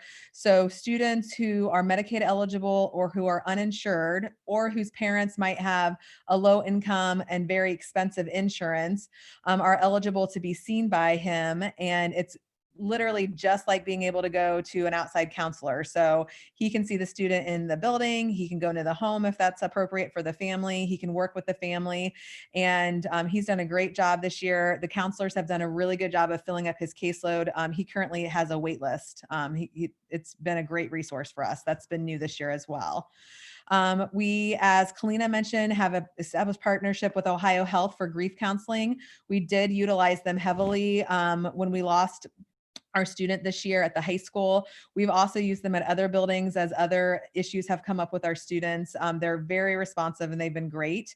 We also established a partnership this year with Nationwide Children's Hospital. That is for our Signs of Suicide program. That has been a lot of training with them and a lot of just support for our kids and for our counseling team. They've done a great job. And it looks like Ohio Health on there twice, so I apologize for that. And then the last highlight that I would mention is we've covered a lot of what school counselors do throughout their days and throughout the year. I would be remiss if I didn't say that our mental health specialists are very busy throughout the year as well. We focus primarily on the school counselors because they kind of have their hands in a lot of different pots, but our mental health specialists support our school counselors quite a bit. They will co-lead groups with them. If there are building initiatives that they can help with, the mental health specialists will help with that as well. They do spend primarily, the primary function of theirs is to do that one-on-one intensive counseling with our most at needs kids. And so they do a lot of professional development to maintain high counseling quality for those students. They do a lot of collaboration with parents to support the students in the home environment to try to have carryover. They also work, if a student has an outside counselor that they work with, our mental health specialists will collaborate pretty extensively with that outside counselor to try to help bridge any services that might need bridged between the school and the outside work that's being done. And they also do a lot with suicide risk assessment. If a student's in crisis, a lot of times our mental health specialists and our school counselors will intervene with that student to try to make sure that they're in a good, safe space. And so I did not want to not highlight them because they do a lot of work as well. They also lead a lot of professional development and work really closely with our school counselors and our principals. Any questions about our mental health programming? Question, how do the school nurses participate in the delivery team? So the school nurses,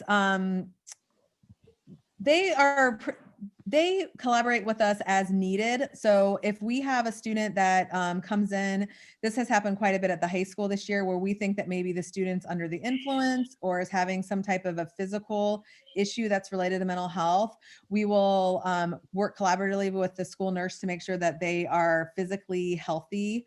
And if we need to call the squad or if we need to call home. So they come in. As far as like with our team, they come in mainly when we're having physical concerns that might be some type of symptom related to maybe a mental health issue that's going on, if that makes sense.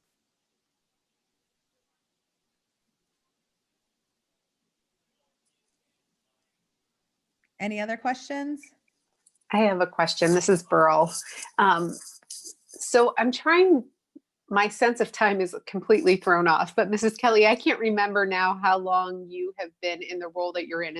Is this the end of the second year or the end of your first year? So I accepted this position and started pretty much like right after winter break of last school year. So I've been in the position about a year and a half. Okay, so my question is not one that you need to answer now, and I don't know like at what point you would be able to answer this question, but at some point it would be interesting to know. I know that there have been a lot of structural changes that have happened. There has been some additional financial investment in putting resources where you think that we were missing or not where we didn't have enough resources. And I guess it would be just interesting to know, where are we still falling short? I think that, it's amazing to hear the list of all of the things that we're doing. And I know that we all think that this investment is so important for the success of our students. It would just, I guess, like I said, it's not something you need to answer now, and I don't mean to put you on the spot, but it would be interesting at some point to hear, where is it that we still need to make changes or need to further invest, or where are the holes, where are the gaps? Thanks. Yeah. That is definitely something that I look at pretty regularly in my position. And as you know, it's difficult because we don't have unlimited financial resources, nor does any school district, especially right now. So I always have a list of, in a perfect world, things that I would ask for, like right now, if someone said, hey, here's a blank check, I could fill it up without any issues. But yes, that's definitely something that I monitor regularly, and I have conversations with Mr. Barrett and Jill about. Yeah, I was going to ask a similar question along the same lines. So, I know that it's really hard for parents to get an appointment for a psychologist or a mental health specialist. So, in what ways do you think we're helping to that end? So in other words, I know the mental health specialists do long and short-term counseling, and I know that takes some of the pressure off, but there's still, just as our society is resource short in terms of, dealing with adolescent and teen health, right? So one of the nice things, there's many nice things about our partnership with Concord Counseling, but one of the benefits for our families is if we feel like there's a student that really needs outside counseling, maybe because it's more of a family issue that needs the whole system looked at, which is something that would be difficult for a school-based professional to do. Our Concord liaison, Alex Coghill, works to link them very quickly. And if they choose to go to Concord, they can get students and families in much quicker than if you were to go to another agency and have like a 6-month wait. Concord also has a psychiatrist on staff that they have been able to help link families with as well.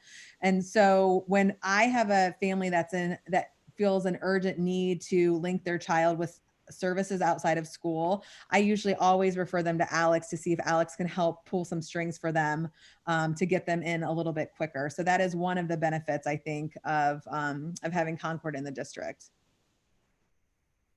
So is it a 6-month wait to go to like Nationwide Children's or somewhere? Sometimes it can be, it depends on the agency, but it's usually months to get into some of like Nationwide. I know that they've made an effort to expand their staff. So maybe it's not, I wouldn't say 6 months, but I have heard parents say that to me before, that they wouldn't be able to get in to see a psychiatrist, especially. Those are very difficult appointments to come by. An outside counselor at Children's could take 8 to 8 weeks, maybe 12 weeks. It just depends on like what's going on in that agency. But yes, the waits can be very long and frustrating for our families. Okay, thank you. Any other questions?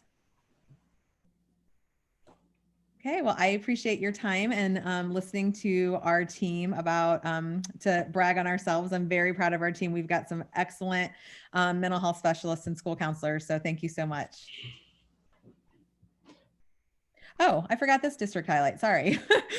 One last district highlight as I continue to brag is this year we started self-care moments specifically designed for our teaching staff and our support staff. And so they were held monthly. We had one for middle school and preschool because they're on a similar time schedule. And then we had one for high school and elementary teachers and staff because they have a similar time schedule. So each month we would cover something different. Like we did vision boards at the beginning of the school year to plan out our ideas for the year. We did the power of journaling, and we brought in Donna Marbury, that's her picture right there, and talked about how journaling can really help mental health. We did one on gratitude that was led by Andrea Sanders from the high school. We did yoga and mindfulness. You can see the picture there of the staff doing yoga together, and that was coupled with mindfulness from Kristen Salmon from the community. We did one on art therapy. That was a fun one that Sharon, one of the fabulous art teachers, did for us from the high school. Sherry Snow did one for us on muscle relaxation. We actually had it scheduled to happen like, I don't know, 3 days after the building closure. And Sherry was so sweet. She did a YouTube video that I was able to send out. We had like 70 people signed up for it. And so we were able to send out a YouTube video on the muscle relaxation session that she was going to do live. And then we also did one on physical health and just being able, like knowing the benefits of exercise and physical activity. And so that was another thing that we wanted to highlight this year is we really value the mental health of our staff and feel like that can directly impact the mental health of our students. And so this was just a small effort that we started with to try to link with our staff about ways to help take care of themselves as well. Okay, I think that's the last one, right, Jill? Yeah, it is. Okay. Any other questions? Okay. Thank you. Any board members with questions? Anybody else who's on the line that may not be a board member, but just happy to be participating? Well, great. I think that just maybe one concluding thought before we move on to the next presentation is that, you know, you mentioned the opportunity to brag on you, but I would actually say that, you know, we had a lot of options for where to invest budget this past year. And I really commend the district for recognizing through surveys and through discussions with teachers, especially, the need for mental health and the investment that the district made this past year in particular in mental health. And it's just so wonderful to have this comprehensive update and be able to share with our residents that we heard their concerns and that we're responding in responsible ways. And so I just want to thank you all very much. And Jill, I'll turn it back over to you then to continue with the next part of the evening. Okay. So we are going to shift into the part of our presentation that focuses on our PBIS efforts. And Lisa is going to have a chance to share, again, she's got certainly plays a huge part in our PBIS program, and all of the mental health structures and services you just heard about also really support our students and enhance that just overall experience for our kids. So I'm going to start with just a brief overview of, what PBIS is, and then Tia and our building principals are going to share specifically about, the components of PBIS that are alive in our buildings now. So PBIS stands for Positive Behavioral Interventions and Supports, and it's actually been around for many years, but it recently got a lot of traction when Governor Kasich actually signed House Bill 318 back in 2017. And that's what, required schools to implement PBIS. And also that House bill brought in social, emotional, and trauma-informed practices, as well as was the driver of us working on decreasing our suspension and expulsion rates in our pre-K3 students. So, PBIS has, as I said, been around for a while. It's been alive in different forms in our buildings. It is a part of a larger umbrella of multi-tiered systems of support, which is actually probably a topic we should think about adding to one of our SLA meetings. It's, a huge part of what we do in our buildings. But the PBIS component is really a proactive approach to establishing behavior supports and that positive culture in our buildings, ultimately in support of our student success. So the PBIS model is, impactful because it's not about telling students what not to do. The emphasis is on teaching students what to do. And so, our PBIS programs involve, teaching behavioral expectations across all environments.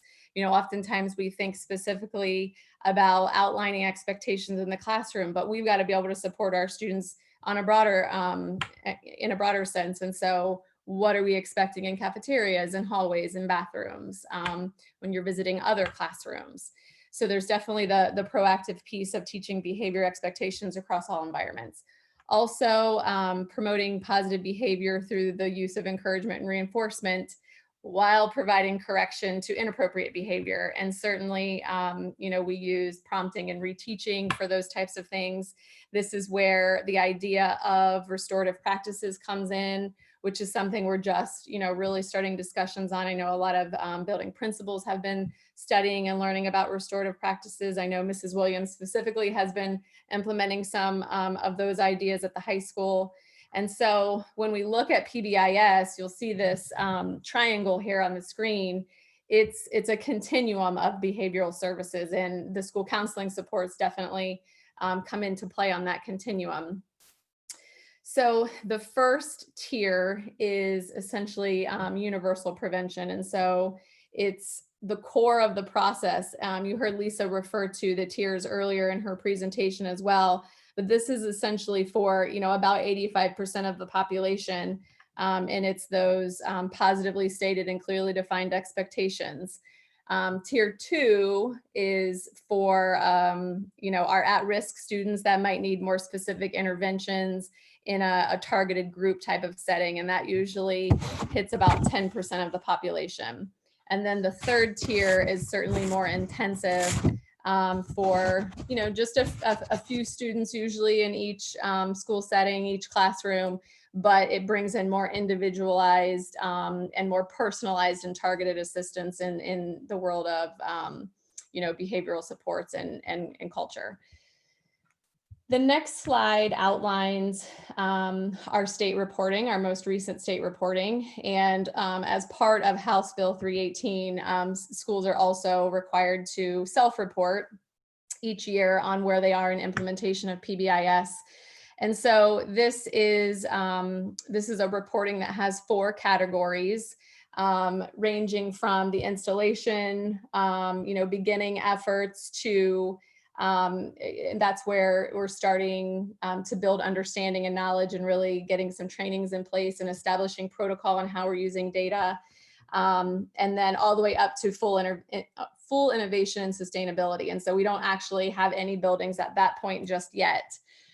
This is a self-reported measure. And so our building leaders reflect on their implementation and the work of their teams. And so you can see, at this point in time, which is, I would say, the case in most school districts across the state, that, we're in different places of our implementation.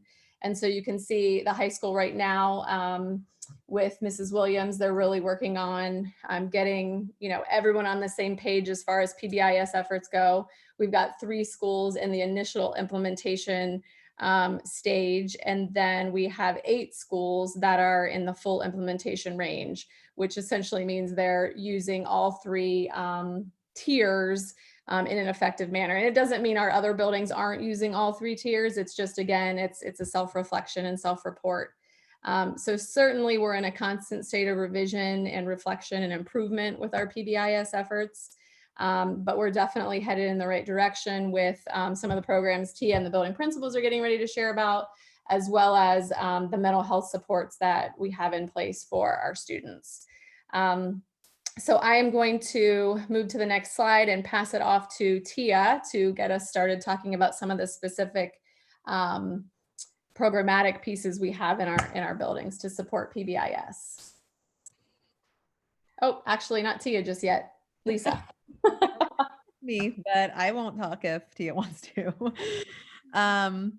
Okay, so one of the things that we implemented this year that was new was Panorama, and it's a really, really cool survey. It's considered what is called a student perception survey, where you ask students how they perceive different areas in their environment and within themselves. And so the way that Panorama works is the company that has developed it, it's very heavily based on research, helps you set up the survey, helps you determine what areas you want to measure. And then the students are able then to take the survey just on their Chromebooks electronically. We get the results. And then what we did this year, because it was our first year, was we honestly took a lot of time just as an administrative team at first, just to figure out what we were looking at, what it all meant, and to really digest it. Unfortunately, because of the building closure, we were not able to give the second assessment for the year. So as you can see the timeline here, the student survey was in September. We did a staff survey in October that helped us look at how our staff views climate and culture and their own learning needs as far as their professional needs. And we should, if it weren't for the building closure, have done follow-up surveys in both areas in May. And that way we could compare the results from the beginning of the year to the end of the year. Unfortunately, we were not able to do that, but we are looking forward and hoping that we are able to do that next year so that we have that pre and post data to look at. But it's given us great conversation starters. It's given us good ideas on things to focus on. And I know that Jill has talked before about the district's goal overall of just increasing sense of belonging. And that's one thing that Panorama helps us measure. And so we did want to make sure that we mention this because it's an excellent social emotional survey that we give to students, grades 3rd and up.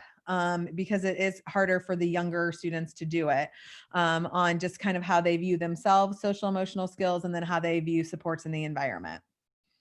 Lisa, I'll add in, I know you mentioned the goals, but once we were able to review the survey results in the fall, our administrative team started working on, those specific ways and action plans to kind of improve that data.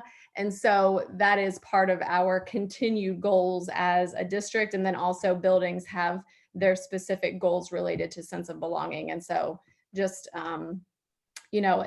when you write goals and you start to create action plans, that's when you really see movement for kids. So I'm really, I'm proud of our administrative team and their teams for really being committed to this work for our kids. And it's amazing to have quantitative data to look at in this area too. That's something that we haven't necessarily had before. We've had a lot of qualitative data in the sense of this is what we think we're seeing, this is how we're feeling, this is our observations, but to have numbers to put directly to it, like Jill said, is exactly the best way that you can measure growth and make sure that what you're doing is impacting students in a positive way. So this has been a really good tool for us. Any questions about Panorama before we move on to the Smart Labs? Okay, Smart Labs. As Kalina mentioned earlier, Smart Lab stands for Stress Management and Resiliency Training. We've talked a lot about this, so I'm not going to spend a ton of time on it. You can see a picture of, I believe that's Jefferson's Smart Lab. Is that right? Yeah, we kind of collaborated on the pictures there. So the Smart Lab is part of our PBIS in that it's another level of behavior support that our students can have that is not a consequence. It is specifically built so that students can go and decompress, de-escalate, they can receive support, they can talk through issues, and then hopefully get back to a point where their brain is ready to learn and go back to class and start absorbing the new concepts. We were very fortunate this year, and again, thank you so much to the support of this board and Mr. Barrett and Jill, in that we were able to hire facilitators for each Smart Lab this year, which has been great. We've done a ton of training with them before they started, and then during the building shutdown, I cannot even begin to tell you the amount of training that they did during the building shutdown.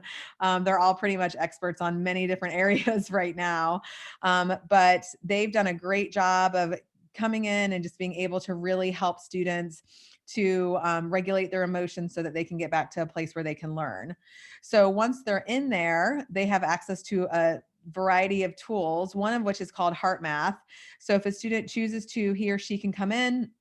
There is a sensor that they put on their finger, and they can look at their heart rate variability on a graph in front of them, and they can see what zone they're in, and then they can do some type of relaxation activity and then do it again so they can see if their physiological responses have responded to the activity that they've been doing. And so that's been really great. The kids have really enjoyed that. They'll do mindfulness activities, journaling, art. We've given them a ton of sensory stuff. You name it, you could probably find it in one of our Smart Labs, which has been a wonderful thing for our students this school year. And so when they come in, they might come in because they just needed a break from class and what was available in class wasn't working for them. They might come in because they've had a conflict with someone else that they just kind of need to talk through and get back to class. It might be pre-scheduled breaks. We have many, many kids in the district that benefit from just having a schedule of a break in the morning and a break in the afternoon. And so this is a place for them to get that in a safe environment with someone who's trained on how to help them take a break that is specific to their needs. They might just check in and check out. I know Lonnie mentioned that that's an intervention that we use a lot at the middle school level. That's research-based, that has basically a student just checking in with an adult that cares at the beginning of the day and at the end of the day as another layer of support. And then, as Jill mentioned, also engaging in restorative practices. All of our Smart Lab facilitators have been trained in restorative practices, and that's something that that they do regularly in the lab as well.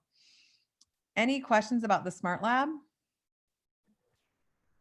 Okay, thank you. Okay. All right, so now as we move into some specifics about the building level programs at that tier 1, as Jill had mentioned, you know, the PBIS starting at the classroom level within the building really is that first tier to help support all of our students. And it really does, it's successful for about 85% of our students. And then you move through the tiers to provide the supports that some of our additional students might need. We have had a number of different programs and processes in place over the years. But as was also mentioned earlier in the presentation, we were noticing that there have been major shifts in social emotional needs in our students, major shifts in behaviors, and some of the programs, some of the processes that we had put in place before weren't necessarily changing behavior.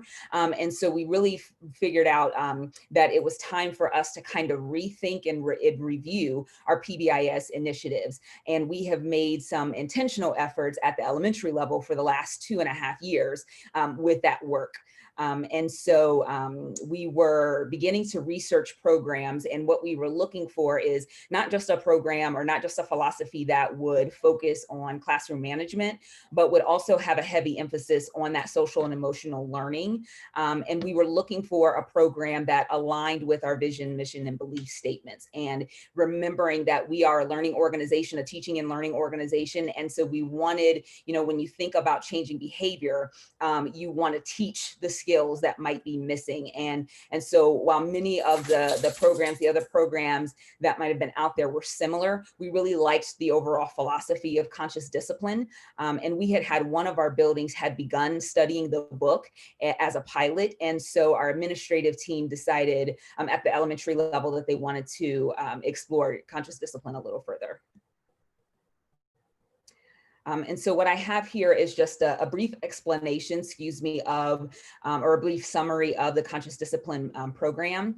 It is a comprehensive self-regulation program. It integrates social emotional learning, culture and climate and safety, and discipline through the safety. And they operate on this this pyramid here, which is not to be confused by the PBIS pyramid, but it's just to kind of show you the breakdown of the components of conscious discipline. It is evidence-based and trauma-informed, and Lisa and her team talked a lot about just the impact of trauma and how that affects the behaviors that we see.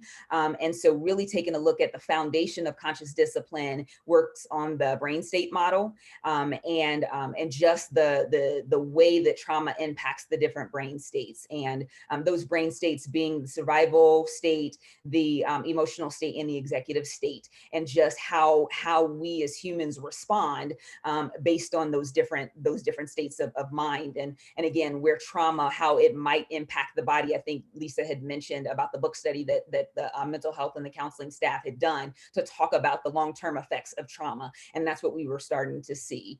It also helps to build the powers of the adults, and really what we found is that conscious discipline, it was a very reflective program, and not so much just thinking about the impact of trauma in student behavior, but just human behavior in general, and seeing behavior as a form of communication and how we respond to that communication that the behavior is giving us. The connection piece in that, Jill, the connection piece with creating the school family, and then the safety, the discipline is teaching those skills of discipline. Now you can go to the next slide. So what we wanted to do was we wanted to make sure that as we were going through this process, we wanted to make sure that we took the time to really reflect on the learning and to allow an appropriate pacing for the learning. So we did a slow rollout, and we started with a book study with just the administrative team. And this was all of the building principals at the elementary level, preschool, and a few of the curriculum team participated in this book study beginning from January to April of 2018. And we really had an opportunity to kind of process. Like I said, there was a lot of self-reflection that even happened within our team. And as Robin had mentioned earlier, is that, it helped us to kind of really think about the mindsets and our responses to behaviors, and then the impact then that might be bringing out of the students' behaviors that we were seeing. Towards the end of that book study, when the administrative team decided that this is the philosophy that aligns most closely to our vision, mission, and beliefs, and it is the philosophy that we want to carry through with our buildings, they pulled together their building level leadership teams and started to also do a book study to start having conversations. And those building leadership teams had representation from their teachers, their specialists, and their instructional coach to really start to kind of process that learning. Conscious Discipline recommends that you put together what they call a CDAT team, which is the Conscious Discipline Action Team. And so the building leadership team essentially became the CDAT team. And the goal of that team, or the role of that team, is to support implementation and learning at the building level. So they started with that initial learning, did some processing, and we're thinking about, okay, so how do we support our teachers into this learning and those mindset shifts?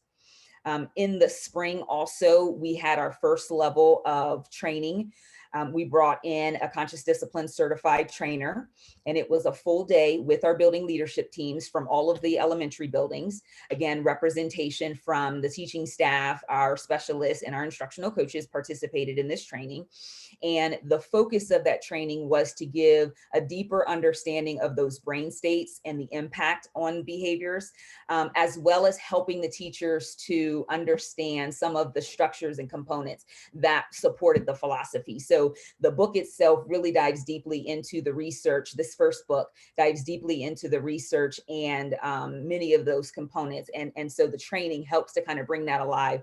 The teachers, and we'll show some pictures here a little bit later, but the teachers got to experience some of those components in the training and then process what the impact has on students, what the intent of that structure is, and then what it could look like in their spaces. After the training, at the end of towards the end of the year and some processing over the summer, the building leadership teams really started to process what would be the learning plan at the building level. And so that's what you see here. We started in August of 2018, where the staff at the building levels then participated in the book study. And they had opportunities through staff meetings, through professional development days, where they got to process chapter by chapter what the book was saying. And they also had an opportunity to kind of start to explore some of the components. In May of 2019, we repeated the conscious discipline training that, as I described, that the building leadership team went through. But this time we opened it for every staff. Pre-K 5 participated in this training, and it was broken down by grade level. And so we had all the teachers of a particular grade level from across the district attend on a given day, and they went through the full training, again, taking that deeper dive into the brain states and the impact of the behaviors, walking through many of the structures that were put in place and processing what it would look like for them. Some of the components that they started to see, and you probably have seen or heard some of these things, but the school family boards to help with that connection were shown up around the school, where you'd see pictures of the students and their families, and teachers and staff and their families. The morning meetings that are implemented every day, that's a component of conscious discipline. And again, it helps with that connection and centering and helping students to have a safe space, but also kind of get in the mindset of learning. Star breathing, a regulation component, and then the safe space and calming corners. Those were some of the components that the teachers began to trial in that first year. And so if you go to the next, we just have some of the pictures from the training that we did. And the first one I'd like to show is just in the upper left-hand corner. Again, it was that description of the different brain states. And there's tons of research and it goes more in depth, but from the surface, it's the survival state is basically asking, am I safe? The emotional state, am I loved? And the executive state, what can I learn? And what conscious discipline helps to do is explain in those different states where humans are in terms of their mind, and how we should proceed to best get the result that we want out of. And so a lot of times you think that, when a student is in that survival state, it's hard for them to be open to learning a new skill. So sometimes we have to have those other processes that our mental health and school counselors brought in and discussed to bring them, to shift them from that survival state to the emotional state, up to the executive state, where they're ready to learn the skill that might be missing.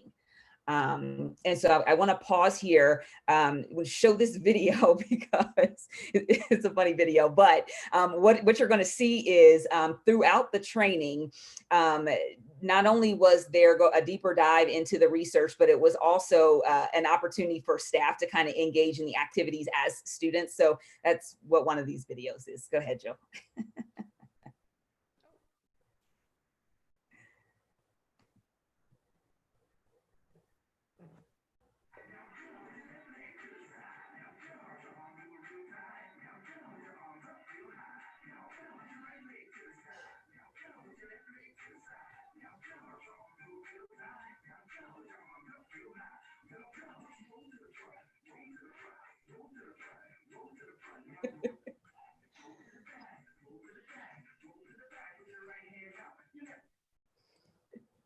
Thank you. So that's just one of the activities that might take place during a morning meeting or in a brain break or a smart start. And the other picture that was in there was just about, it was a breathing activity. And so that's just a demonstration of the star breathing. So these are just from the trainings. You can go ahead, Jill. Yeah, I would just add that, you know, these pictures are a good example. The picture and the video are good examples of how like a multi-sensory approach is connected into conscious discipline also. So, you know, hand motions, and there are, you know, different tools and things that they use. So it definitely brings in the multi-sensory piece.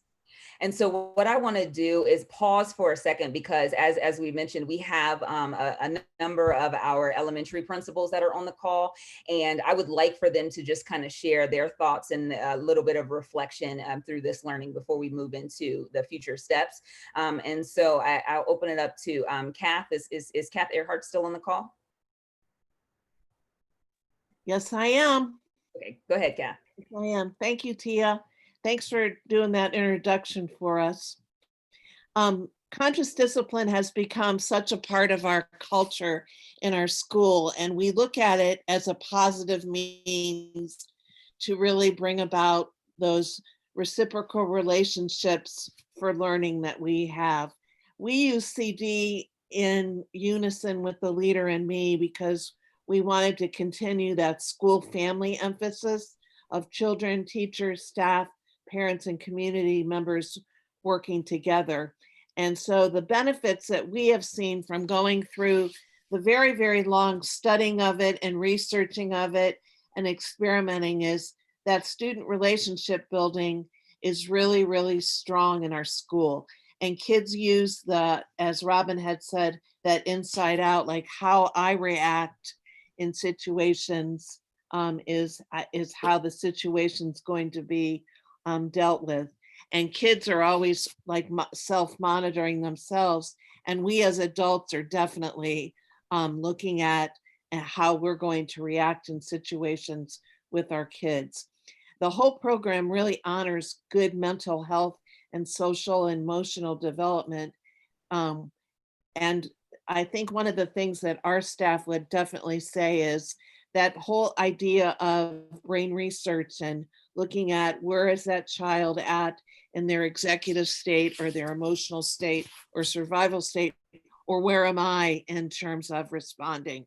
But we've been able to tie this into the leader in me because it goes right along with the 7 habits in terms of growth mindset and that common language.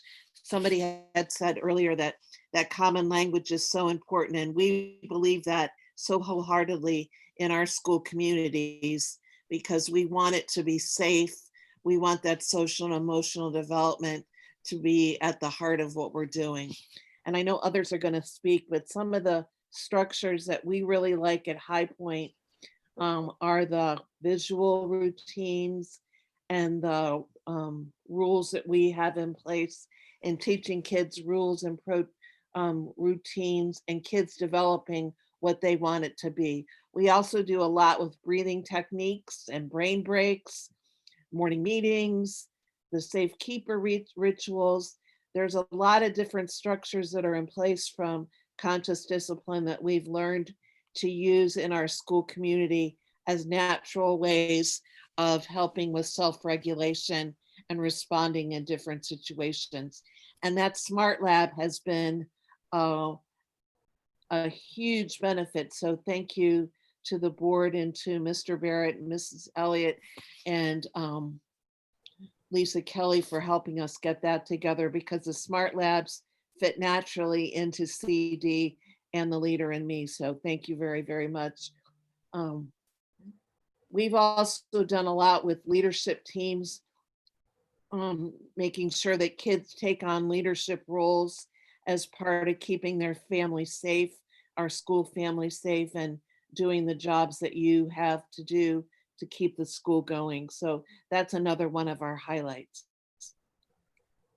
I'm happy to answer any questions when we get through all of us, but it's been a great addition to our school community, that's for sure. Thank you, Kath. Robin, would you like to add your experience, please?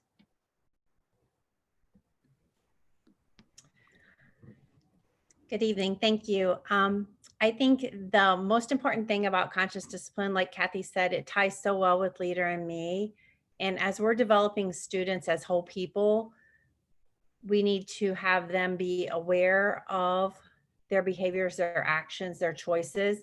Our school had Kent Jillian come to our school maybe 4 years ago, and he talked about E plus R equals O. So for every event, there's a reaction or a response and an outcome, positive or negative. And so always reminding students that your choice is in the R, the response, and that dictates your outcome. And I think the important thing about conscious discipline is really just from the student side, it's about learning and growing and knowing what state you're in and how you react and those types of things. But from the teacher standpoint, it's about the way we respond. So our E and E plus R equals O, our response, our R, sorry, is important in how the outcome will come for students. So it's really a mind shift from not thinking about a consequence, but thinking about what is going to be our next step in teaching a skill for students. And, you know, I've been in this business for 34 years. And so we were trained on this happens, we have a consequence. We clip down, we do this, we do that. But in reality, it's about what's the skill that's missing? How can we teach it? And how can we help students to move forward and understand that the next time this happens, they'll react differently. So I think conscious discipline paired with Leader in Me is, it's such a great relationship because Leader in Me is all about yourself and how you react and use those 7 habits. And so conscious discipline is the same thing. It's about self-regulation. So it's been a wonderful experience for our students. I will say that it's probably a little more difficult for the adults. I mean, we all find ourselves going back to that, we're frustrated, they're not doing what we're saying. And so we have to constantly remind ourselves that we are the adult and our response is going to dictate the outcome of the situation. And so it's continual learning experience, both the conscious discipline book and the school families book. Building that culture is so important, but it's even more important in the state that we're in now. I think we all saw that through distance learning, that those relationships are so important to student success. And I think that as we come back, we'll be even more dedicated to conscious discipline because we know that the relationships are the key. So again, like Kathy, I'm happy to answer any questions. Mm-hmm. Thank you, Kathy and Robin, for sharing.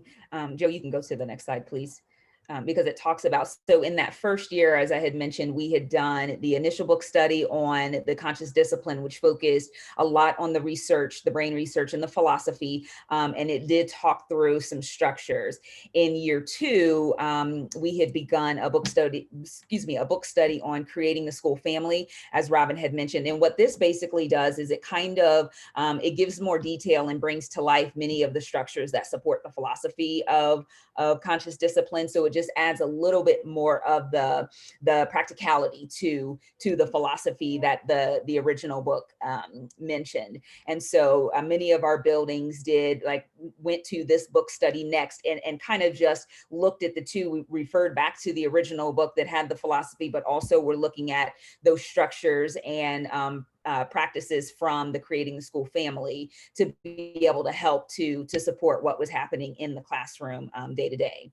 In addition to that, we had level 2 of the training. So after we had the full day with the conscious discipline certified instructor, we brought her back in this year for site-based coaching. And she did that at each of the buildings and in smaller groups, kind of in grade bands and smaller teams. And what she was able to do is to go in and do some classroom observations with the teachers and them showing, kind of like demonstrating the practices and the protocols. And then she would give feedback and they would have time to debrief with her and kind of just process scenarios and get questions answered.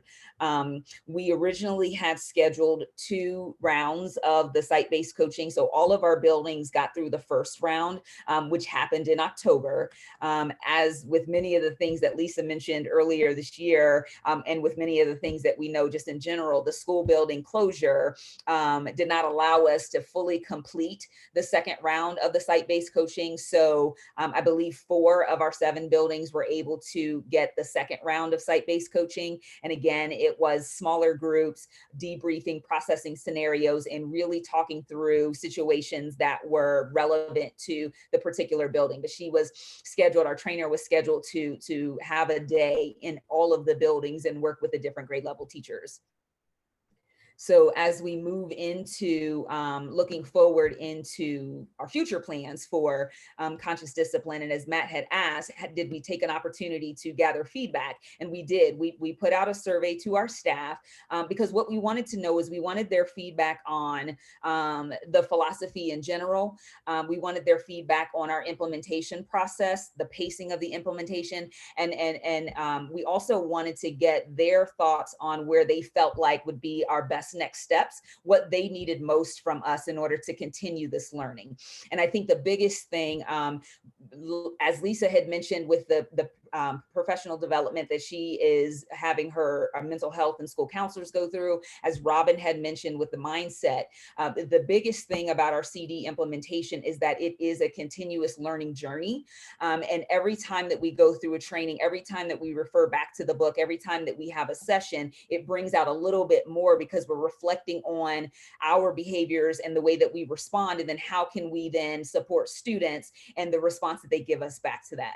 Also remembering at the core, it is seeing that behavior as a form of communication, that there is a skill missing or that there is an impact of trauma, and how do we best support those things. I think Robin put it best earlier when she said, when we see skill deficits in reading and math, we look through interventions, we look through how can we adjust instruction so that we can best meet those deficits, fill those gaps, and then get them back on track for their learning. That's the same idea. That's the same mindset that we want to have when it comes to addressing behaviors, and knowing that consequences are a part of that. But the bigger piece to that is how do we teach those skills that might be missing and that those behaviors are telling us that are missing.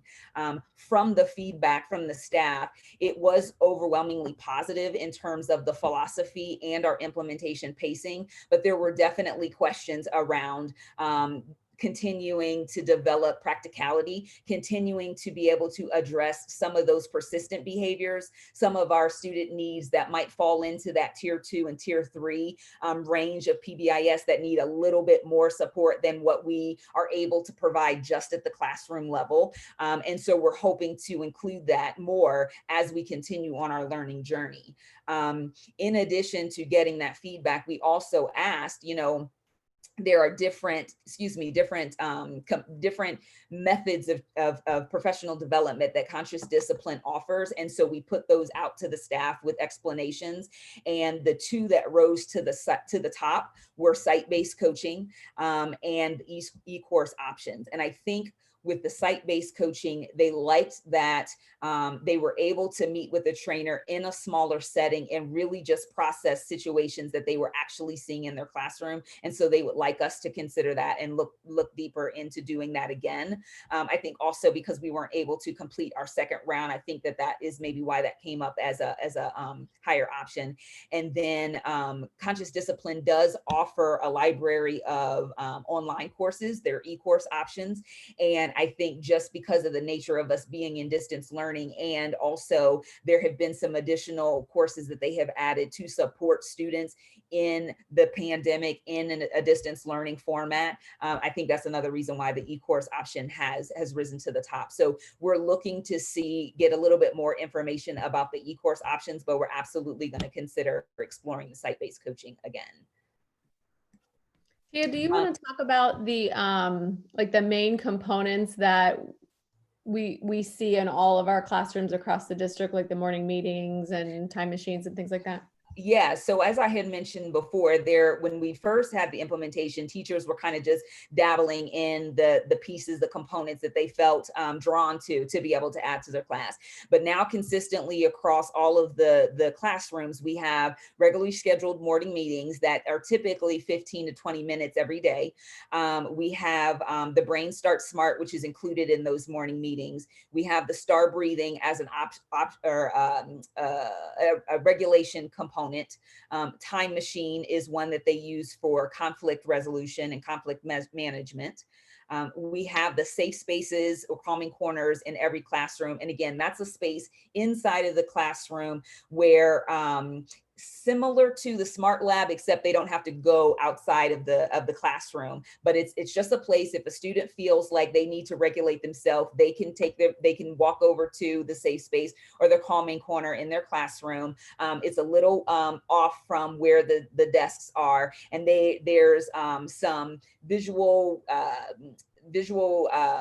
reminders of like how they can kind of check their emotions and reminders of some of the strategies that they could use to help regulate themselves. Usually a student is in the calming corner or the safe space for about 5 to 10 minutes. There's typically a timer and they can kind of judge that. And then they're able to come right back into the classroom. So they're not missing instruction. They're not totally removed from their class. They're just able to take some time to themselves, get their emotions together, and then come back to their classroom.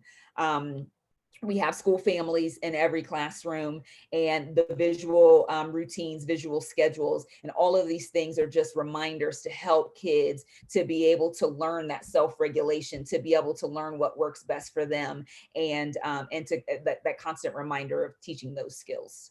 Anything I'm missing? If any of the building principals want to chime in.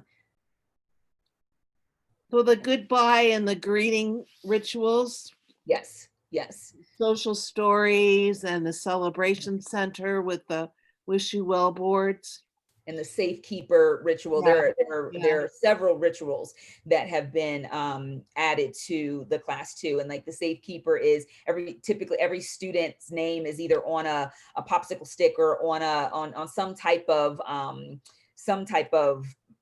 article that is then put in a box, and the students in the classroom get to decorate the box, or they get to, really make the box their own. And essentially when they put their sticks in there, it's their teacher and the adults that are present with them saying that it is my job to keep you safe, and the students say it is our job to be safe. And again, it just goes back to that, hitting back to that brain state of that, am I safe? Keeping students out of that survival mode will help them to be in that push them more to that executive state where they're willing and able to learn. Yeah. Okay.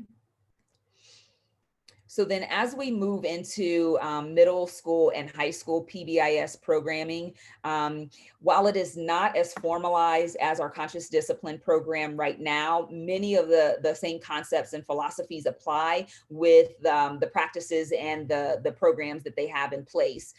You will see here, and I won't go in too much in depth because I do believe that the building principals have presented on these different programs in the past, but just so you can kind of see some of the things about them. So at Middle School East, their program centers around the 3 R's, and it's ready, responsible, and respectful. And again, all of this is centered around helping students to understand what are those positive behaviors that we want to put forth, that we need to have in order to maintain a positive culture, a positive learning experience, and a safe experience for kids, and not so much focused on penalizing for things that we don't want. What happens at Middle School East is they build 3 R's lessons within the beginning of the school year, and then it's supported throughout the rest of the year in smaller groups. But it's those lessons help to define what those skills are, what those behaviors are that would match up to the ready, responsible, and respectful. And then it's just supported ongoing throughout the year. At Middle School South, they call it the ROAR program, and that stands for respect, optimism, accountability, and responsibility. And again, it is something that is embedded throughout the school year, and they also try to incorporate it with at-home experiences.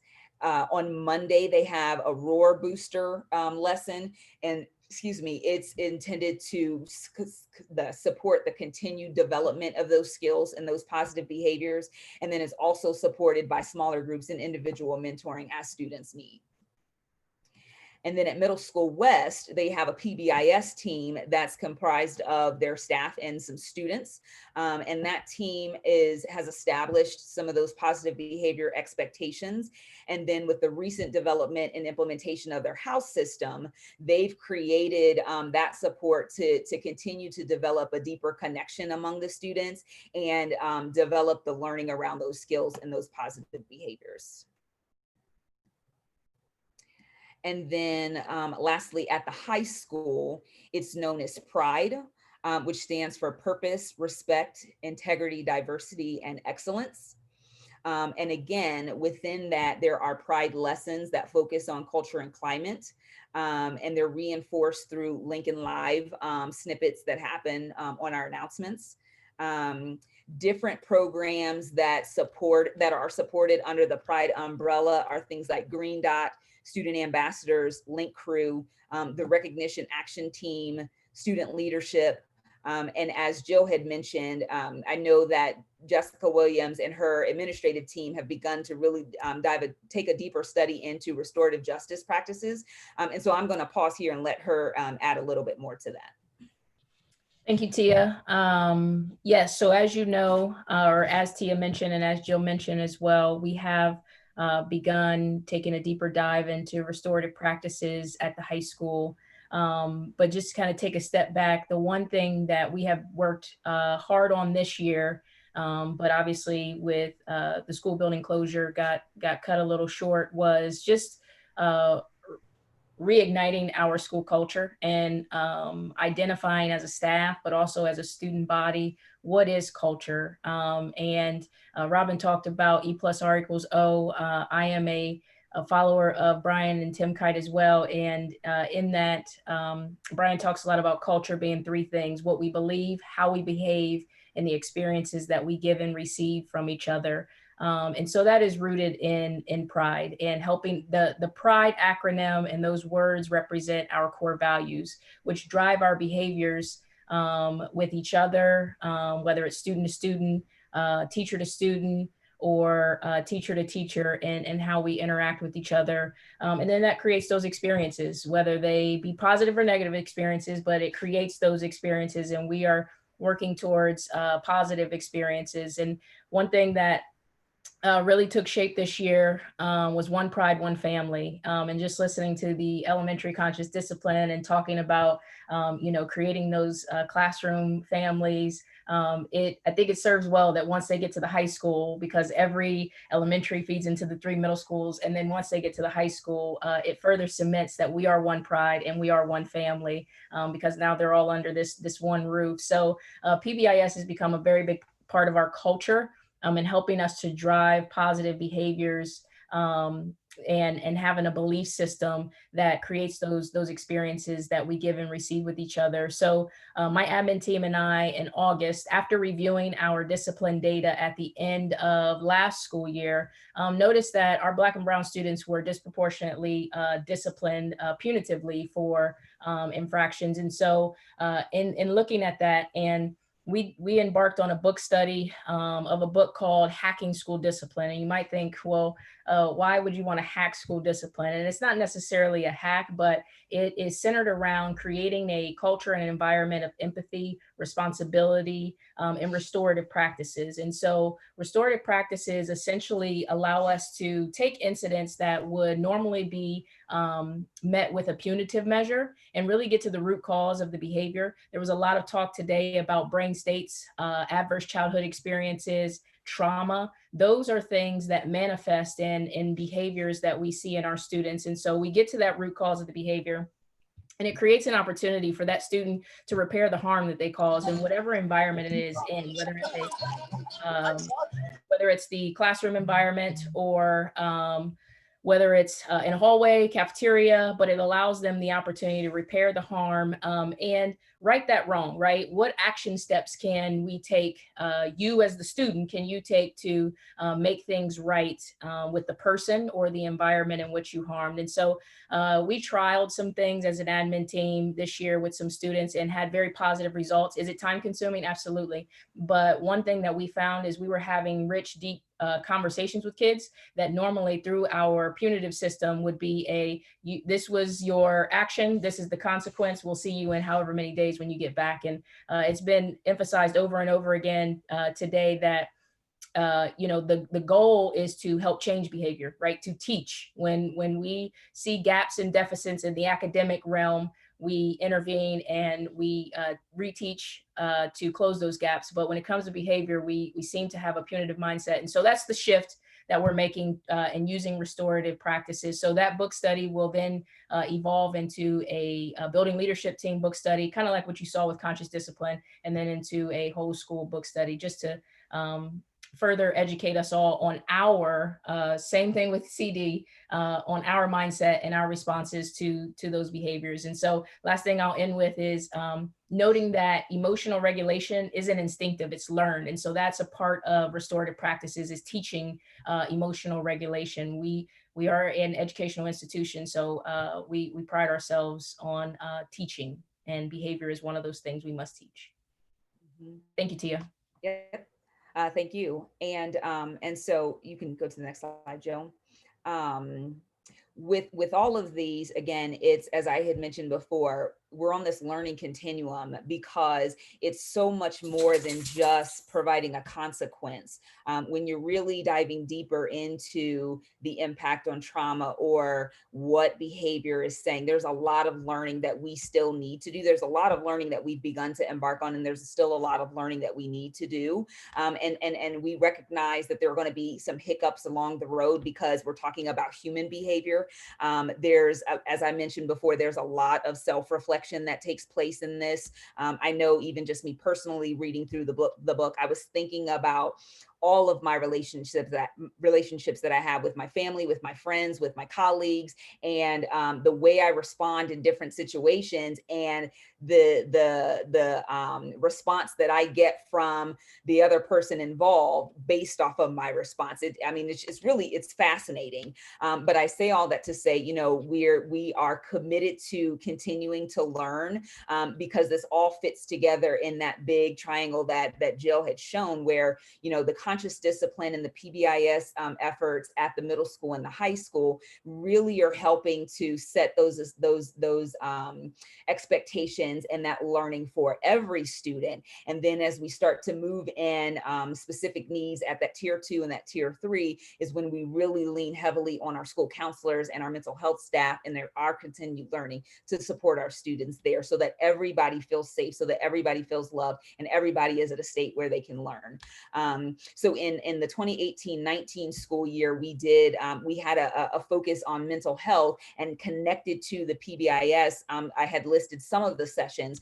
Teachers were able to select the sessions that they would attend that they felt were going to be most meaningful for where they were in their learning. We did have a keynote for a mental health presentation from an organization called NAMI, which is the National Alliance on Mental Illness. And then from there, we had some choice sessions that teachers could dive a little bit deeper in that. And some of those choice sessions that we had during that school year was the impact of trauma on student learning, zones of regulation, problem solving and conflict resolution, and healthy and unhealthy stress. Those were just a few. Then this past school year, we really dove even deeper into just this idea of equity and access for all, and truly supporting the students that we serve in all of those needs. And so what I wanted to show you is just what our brochure looks like for staff, because again, they had an opportunity to do choice sessions here. We were fortunate enough to have 2 different keynotes this year. The first keynote was on trauma-informed practices and care. And then the second keynote, which happened, so that was in December, excuse me. In January, we had a keynote over implicit bias, very well received on both of those. All staff members participated in those, and then they got to choose different sessions. And so this brochure just kind of gives you a list of some of those sessions that teachers got to choose from to really connect to the space that they wanted to learn more at that time. As you can see there was a foundational knowledge of conscious discipline, and that was actually facilitated by two of our elementary teachers, just talking about their experience and what has worked for them and helping teachers to kind of process what they could use in their classroom. Several of these sessions were facilitated by our staff, our mental health, our school counselors, and several of our teachers. So that adds an extra layer of meaning for our staff when they can learn together from each other. And so we're very grateful that we have so much knowledge in our district and expertise within our staff, and we have staff that are willing to share that expertise and learn together. And so these are just some of the examples. And as I had mentioned, we are committed to continuing this learning and continuing this work at the district level, at the building level, at the classroom level.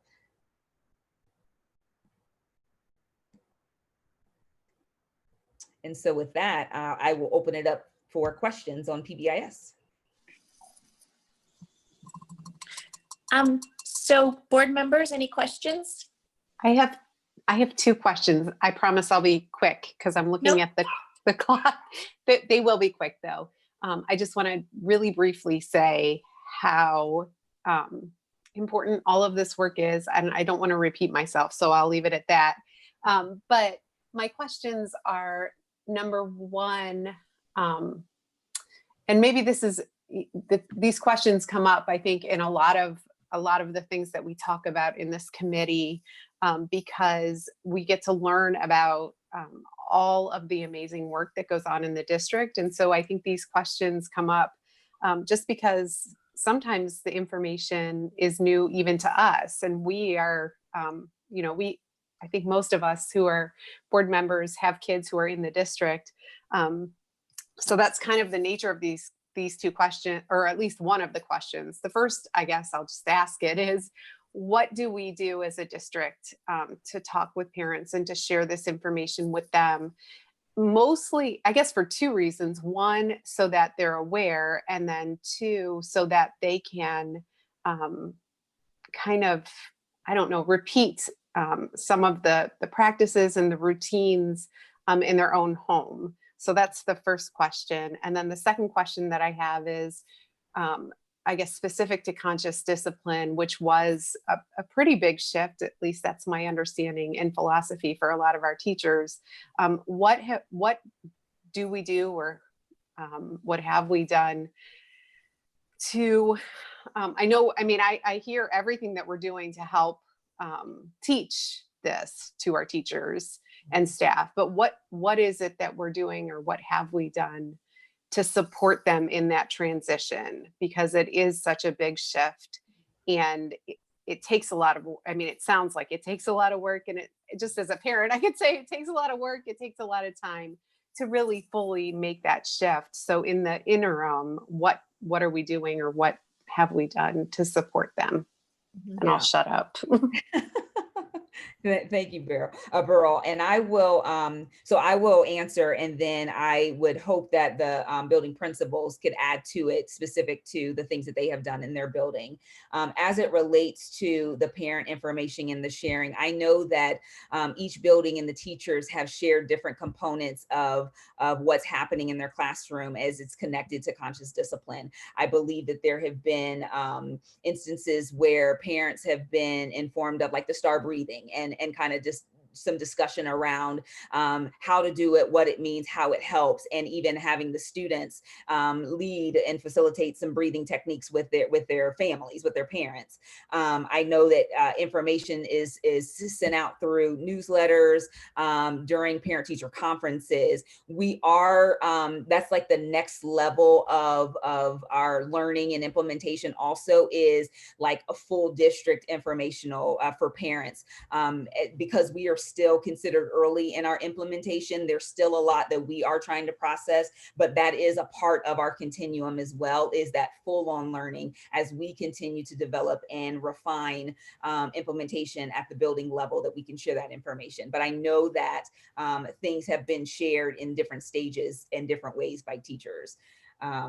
And then I'll answer about the support to transition, and then I'll let Kath and Robin jump in if they have other things to share. And so you're absolutely right that for some, it's just when you're shifting mindsets, when you're really thinking about changing behavior of adults, especially if that may not be the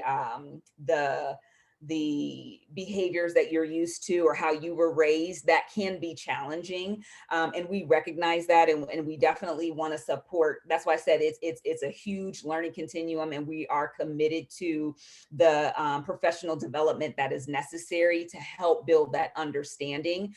That's why we're spending a lot of time focused on trauma-informed practices and focused on self-reflection and just the impact of the different types of trauma that our students may be experiencing, and even like that mindfulness and the things that we are offering our staff for their own social and emotional development. Because I think through those pieces, it helps them to build a better understanding, which helps them to be more open to some shifts in mindsets.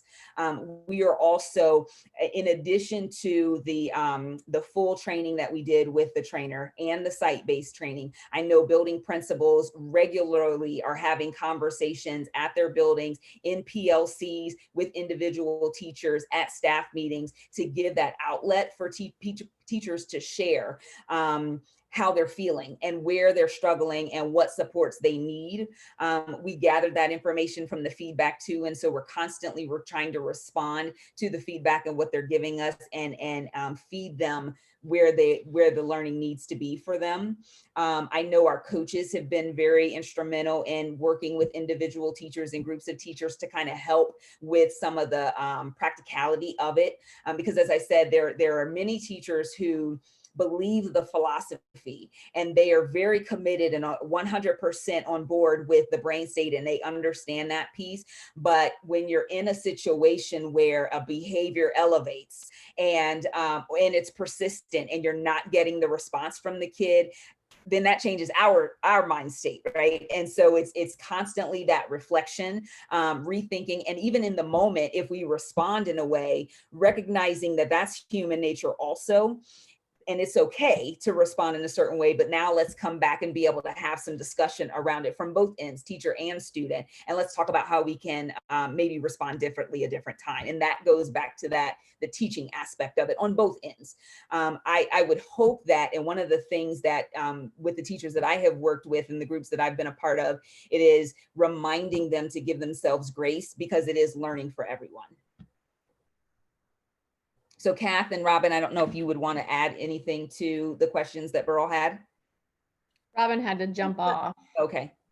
The first question about how we've shared it with parents, we've done it slowly because we're still in the midst of it. I've put things in newsletters, but we've also done presentations at the PTA meetings.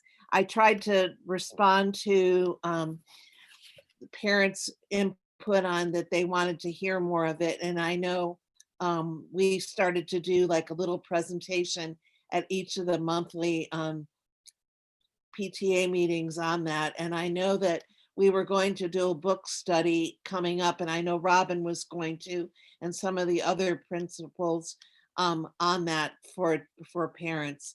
But you know what I learned through this distance learning is that the online learning for parents is really, really a good way for parents to jump on. It's more accessible. So I want to figure out a way that we can do more presentations and more connections with parents. But I've also taken parents on tours and shown them our safe spots and some of our family boards. And, you know, when they've had questions, we've given tours. The question about teachers, I do a needs assessment every month, like what do we need to work on? So at faculty meetings, we have done a lot of conversation about conscious discipline and scenarios and role playing some of the things. So we're constantly learning and trying new things. And the same thing at PLC work, we bring different scenarios to each other to try to problem solve through it. So we've tried to do things that teachers need. And I'm gonna be transparent. It's been a hard shift for a lot of teachers, and we've had to be there with them. And so I've had to spend a lot of time talking through this and being responsive and intentional with my responses. But we've struggled through it, and I've seen us come out the other side stronger and much more mindful of where we are with brain research and keeping kids safe. And you should see the breathing techniques each morning that we do together. It really helps. And the kids will remind me, Mrs. Earhart, you need to do some star breathing now before we get going on this assembly. I mean, it's really a family approach. That was. Kath, if I could add, you mentioned just transparently that it's been a shift. And I think it's important for us to, as a district, listen to our teachers. And Tia talked about the survey that was given. And the reality is we did have some teachers that said they don't agree with the philosophy of conscious discipline. We had a decent chunk that said they absolutely believe in it, and it aligns with their thinking and their practices and their being.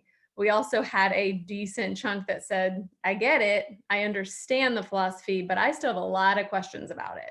Yeah, I think everybody's on a different spectrum of where they are in the development, and we have to coach where people are and be responsive. And I think that you probably had a wide spectrum of results on that survey, that's for sure, because I can look at school buildings and see that we have people at different spots in development. And I think once they see that it really is working, it's like the aha moment and they feel comfort. But you have to get there when you're ready. Right. I want to commend Tia and the principals because I do feel like we've been responsive through this process. And even back to the very first round of training where we had the site-based coaching going, the first couple trainings were rocky. They were less than ideal in our world of successful PD. And so Tia was really responsive and worked with principals to make adjustments. And they were more meaningful and impactful. And then she sat down specifically and they planned each site-based coaching day specific to where the teachers in every building were. Unfortunately, as she said, we didn't get to do them. But I think just continuing to be responsive to what we're hearing and seeing and continuing to support. I mentioned at the beginning when Matt had asked a question about the feedback, the discipline, the consequence side of things is still something that's continuing to come up. So that's absolutely got to be a part of our process and our support in the future. And I wanted to add, so two things I wanted to add that I realized one of them was left off the slide, but to connect what you said about the consequences, I think that was one of the benefits that the teachers liked about with the site-based coaching, because if a behavior came up or when they were able to share a scenario, the trainer could give them the words that they needed, the actions that they could use to help support that. And so it wasn't so much, here's the consequence you give, but this might be a response to this particular situation. And now let's see if that could work. And so they were really able to process some of those things.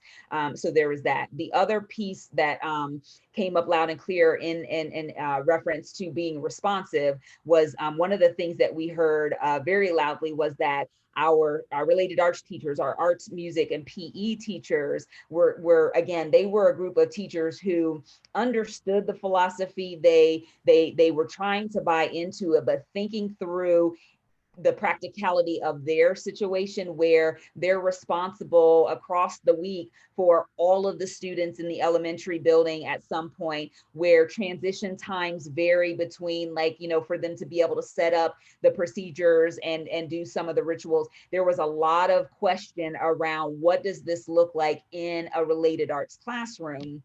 And so in working with the trainer that we had been working with, we had talked to see if there were any conscious discipline trainers that had experience in the related arts area. And we actually did find one who had been, she's a certified trainer now, but she had been a related arts teacher at the elementary building for several years. And so we were able to schedule her to work with our related arts staff specifically this coming school year. And so it will be in that site-based coaching as well, but specific to the related arts rotation. So she'll be able to go in and kind of coach them through, what does it look like with transitions? What are some of those routines and structures that could be mimicked in the related arts classroom that are also in the general classroom? And what are the ones where we make adjustments to make it fit better in your classroom? So I'm really excited about that.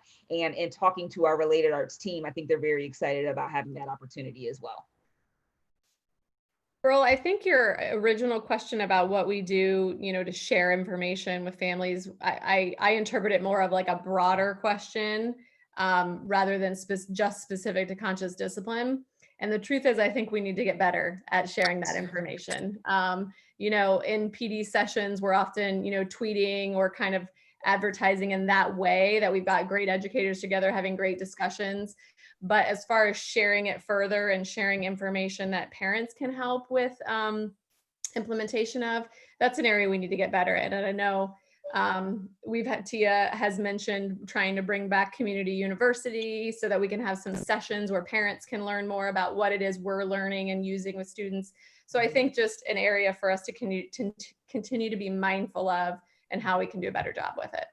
Yeah, and maybe just my comment on that, Jill, and I had the thought, I was going to ask a similar question to Burl, because one of the things that struck me, and I appreciate the candor of this conversation and not just talking about all of the great things that are working, but also talking about some of the challenges and some of the things that still need to be done. I'm embarrassed to say that I loved the Pride logo that has been adopted at the high school. I did not make the connection, and shame on me as a board member, between Pride and the conscious discipline. And we may have talked about it in a meeting before, but it was probably a year ago, when we were making these decisions. But I do know all about Pride. I think every communication that Principal Williams sends out, she somehow references back to the Pride. And I think there's something in the branding of it too. When Mrs. Earhart was speaking, I was thinking about the 7 habits and how slow it was at first to like, what is going on here and what's happening? But now you frequently run into a parent who will say, now, Johnny, I told you to put first things first. And they're repeating those things. So I do wonder if part of it's like an education piece, and part of it is a branding as well. Like how much of the stuff that's coming home. I think about Mr. Eckert, the biology teacher who sent parents in the beginning of the year this synopsis about brain growth in students of this age and where their brains are and what they're able to understand. I've never seen anything like that before. And it falls in line with all of the discussions we had, but maybe it wasn't titled, hey, I'm going to now teach you some of the principles of, conscious discipline or this or that. And so it might just be manifesting itself in different ways is maybe what I'm suggesting.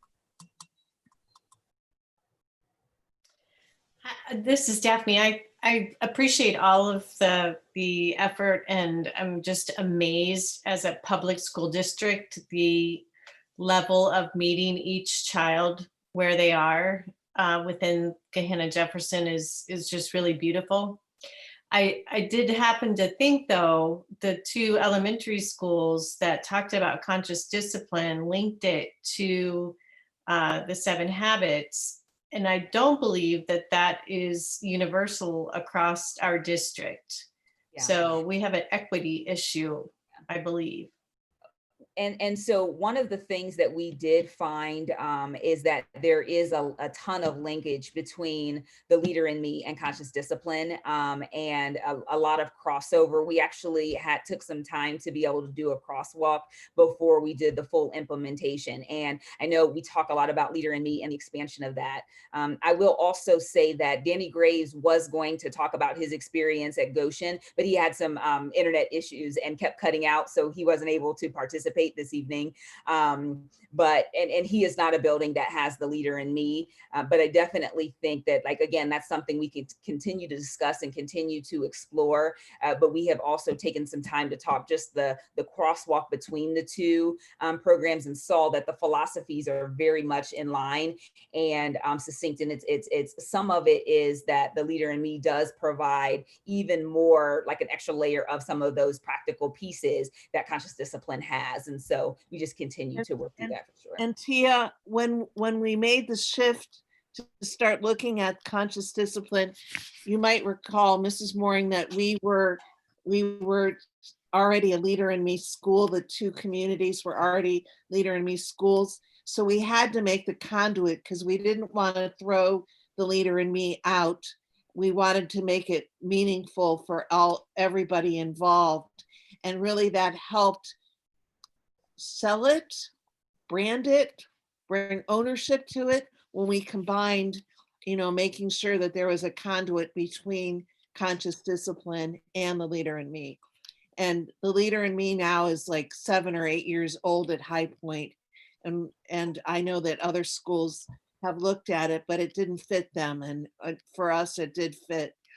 So I would like to add also that, Kath, thank you for showing or giving the history on that, because we did have 3 elementary buildings in the district that received some Leader in Me grant funding to help launch those programs for them several years ago. And it is, as you can imagine, a very expensive program to get going. And so, what we have found is that many of our other buildings, without having that specific investment and training over the years, have started their own leadership opportunities and trying to kind of embed a lot of what, our Leader in Me schools are doing. And so we have done the crosswalk. They are very closely aligned. And at this point, moving forward, we're going to be building and enhancing our conscious discipline program while working on merging all those leadership opportunities together so that everyone has, consistent programming and training. That makes sense. Any other board members have any questions? Yes, I have a comment. First of all, Jill and Tia, thank you for your comments regarding especially the extras, the teachers that do art, music, PE. I think that was definitely one of my concerns. There's that saying that if everyone is thinking alike, then someone's not thinking. And it's always a concern of mine when it seems to be consensus across the board that and it sounds to me like, even though especially student behavior programs are so finicky sometimes that, and they're also prone to popularity, investment, and sometimes groupthink. And so everybody can be on board, and then all of a sudden, and nobody sees the warning signs. It sounds to me like you guys are paying attention. Have you found ways to secure a place for those dissenting or cautionary messages that, there's academic data, there's other schools' data, and then there's our district data? Do you have like a SWOT analysis in place, something to kind of keep track of maybe some cautions that you should, warning lights that should be flashing, that maybe something isn't hitting with this particular method? Maybe you got doing a hybrid for a particular situation. Yeah, that's a great question, Matt. And I think that now that we have, so as Lisa had mentioned before, a lot of the behavioral type and social emotional data that we had was anecdotal or qualitative. Now that we have Panorama, I think that that's going to help us to pull more of that quantitative data to help us to really identify what those red flags are. We know that right now, like I said, this is still learning, and there's a lot of learning that is happening with our staff and our students. But we are going to continue to review the data that we receive from our staff and our students through Panorama and also the surveys that we put out, and look at those together to see what trends we're seeing over time. And if we're still seeing that, you know, we're having high disciplinary actions taking place, if we're having students not respond, if we're having even more situations where students have their behaviors are elevating, and also our teachers are not feeling successful and they're starting to feel isolated, like those would be the things that, and we would definitely look at it before it gets way out of control. But those would be the things that we would look at to say, okay, let's really review the process, the philosophy that we have in place, and see where we can make some adjustments to support their learning, or where we actually need to look at additional programs that need to be pulled in. One of the other things that I think has also helped with this is having Cliff Mason, who's on our special ed side, but he focuses a lot around behavior. And he has also been providing teachers with de-escalation strategies, and just, again, what are those responses that we can have to students with different behavior needs. And so that, in addition to the teaching, so it's because we want to have some consequences, but we also want to couple it with the skill development. I think that is helping to solidify the learning program for our staff. But we definitely will continue to look at the data from Panorama and from our staff surveys to help us to make better decisions. I appreciate that. That's great. And Matt, as we pointed out with the triangle, you know, this conscious discipline philosophy, again, it's not a program, it's a belief system. It's a way of being and responding and understanding. That's our tier one, you know, for everyone. And, you know, we definitely have, as you work your way up that pyramid, we have students that the star breath just is not an effective strategy for them. And so we continue to work on what are the appropriate strategies and interventions to try, because as I mentioned before, we do have outliers. We do have kids that we need to have very intensive support plans in place for. So that doesn't mean they don't get exposure to the philosophy of conscious discipline, because all kids deserve to be listened to and understood and taught replacement behaviors, but they just might need some additional supports as well. What I like is everything is tied together so that it's meaningful. Everything is connected to each other. So it's just not like separate, like the rocks and the BOE groups and everything that other schools are doing. It all ties together on what we believe about kids, that everybody has a special moment at a special moment in time to shine. And I think that is the glory of being in Gahanna schools, that all students are individuals and all are able to shine at the moment. I appreciate that. Thank you. I just would like to say I'm incredibly proud of how far we've come in this area over a really short period of time. And it's really hard work. It's not easy. Human behavior is messy. And, you know, I remember the clip charts where parents would tell me their kids were focusing on a color, whether it was green or yellow or red. And I think sometimes that might have interfered with learning, although that was a decent management system for a time, but it really didn't get at the root of how kids were seeing the world, and it didn't really help them self-regulate.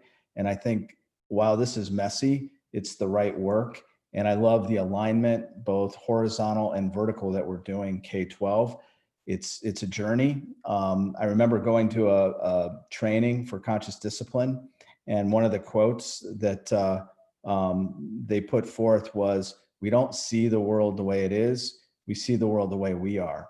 And I think that's just it's about perception, and it's about, you know, sometimes perception is reality. And so I'm incredibly proud of our teachers, even the ones that feel safe to voice that this is not something that they're for, but they're learning anyway. And I've talked to some of those teachers, and it's not the way they were raised, for instance. And so it's a new dynamic. It's incredibly hard work. And so all of you, I commend you, and Lisa and your team, and the growth we've had and the protocols you put in place for suicide. And I just want to mention one quick statistic. So over the 10-year period, 2007 to 17, the suicide rate for young people from ages 11 to 24 went up 56%. This is incredibly important work. And we're never going to be done, and we're never going to arrive, but we can get better every day. And as we look at implicit bias and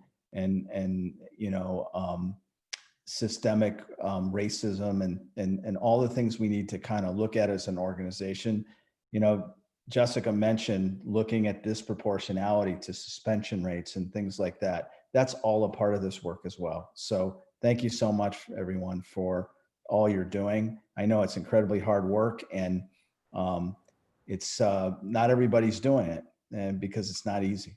So thank you. Thanks, Steve. Any more questions from any board members? Any more questions from folks who might be on the phone who are not board members? Comments from staff? Jill, you done? We're done. That's awesome.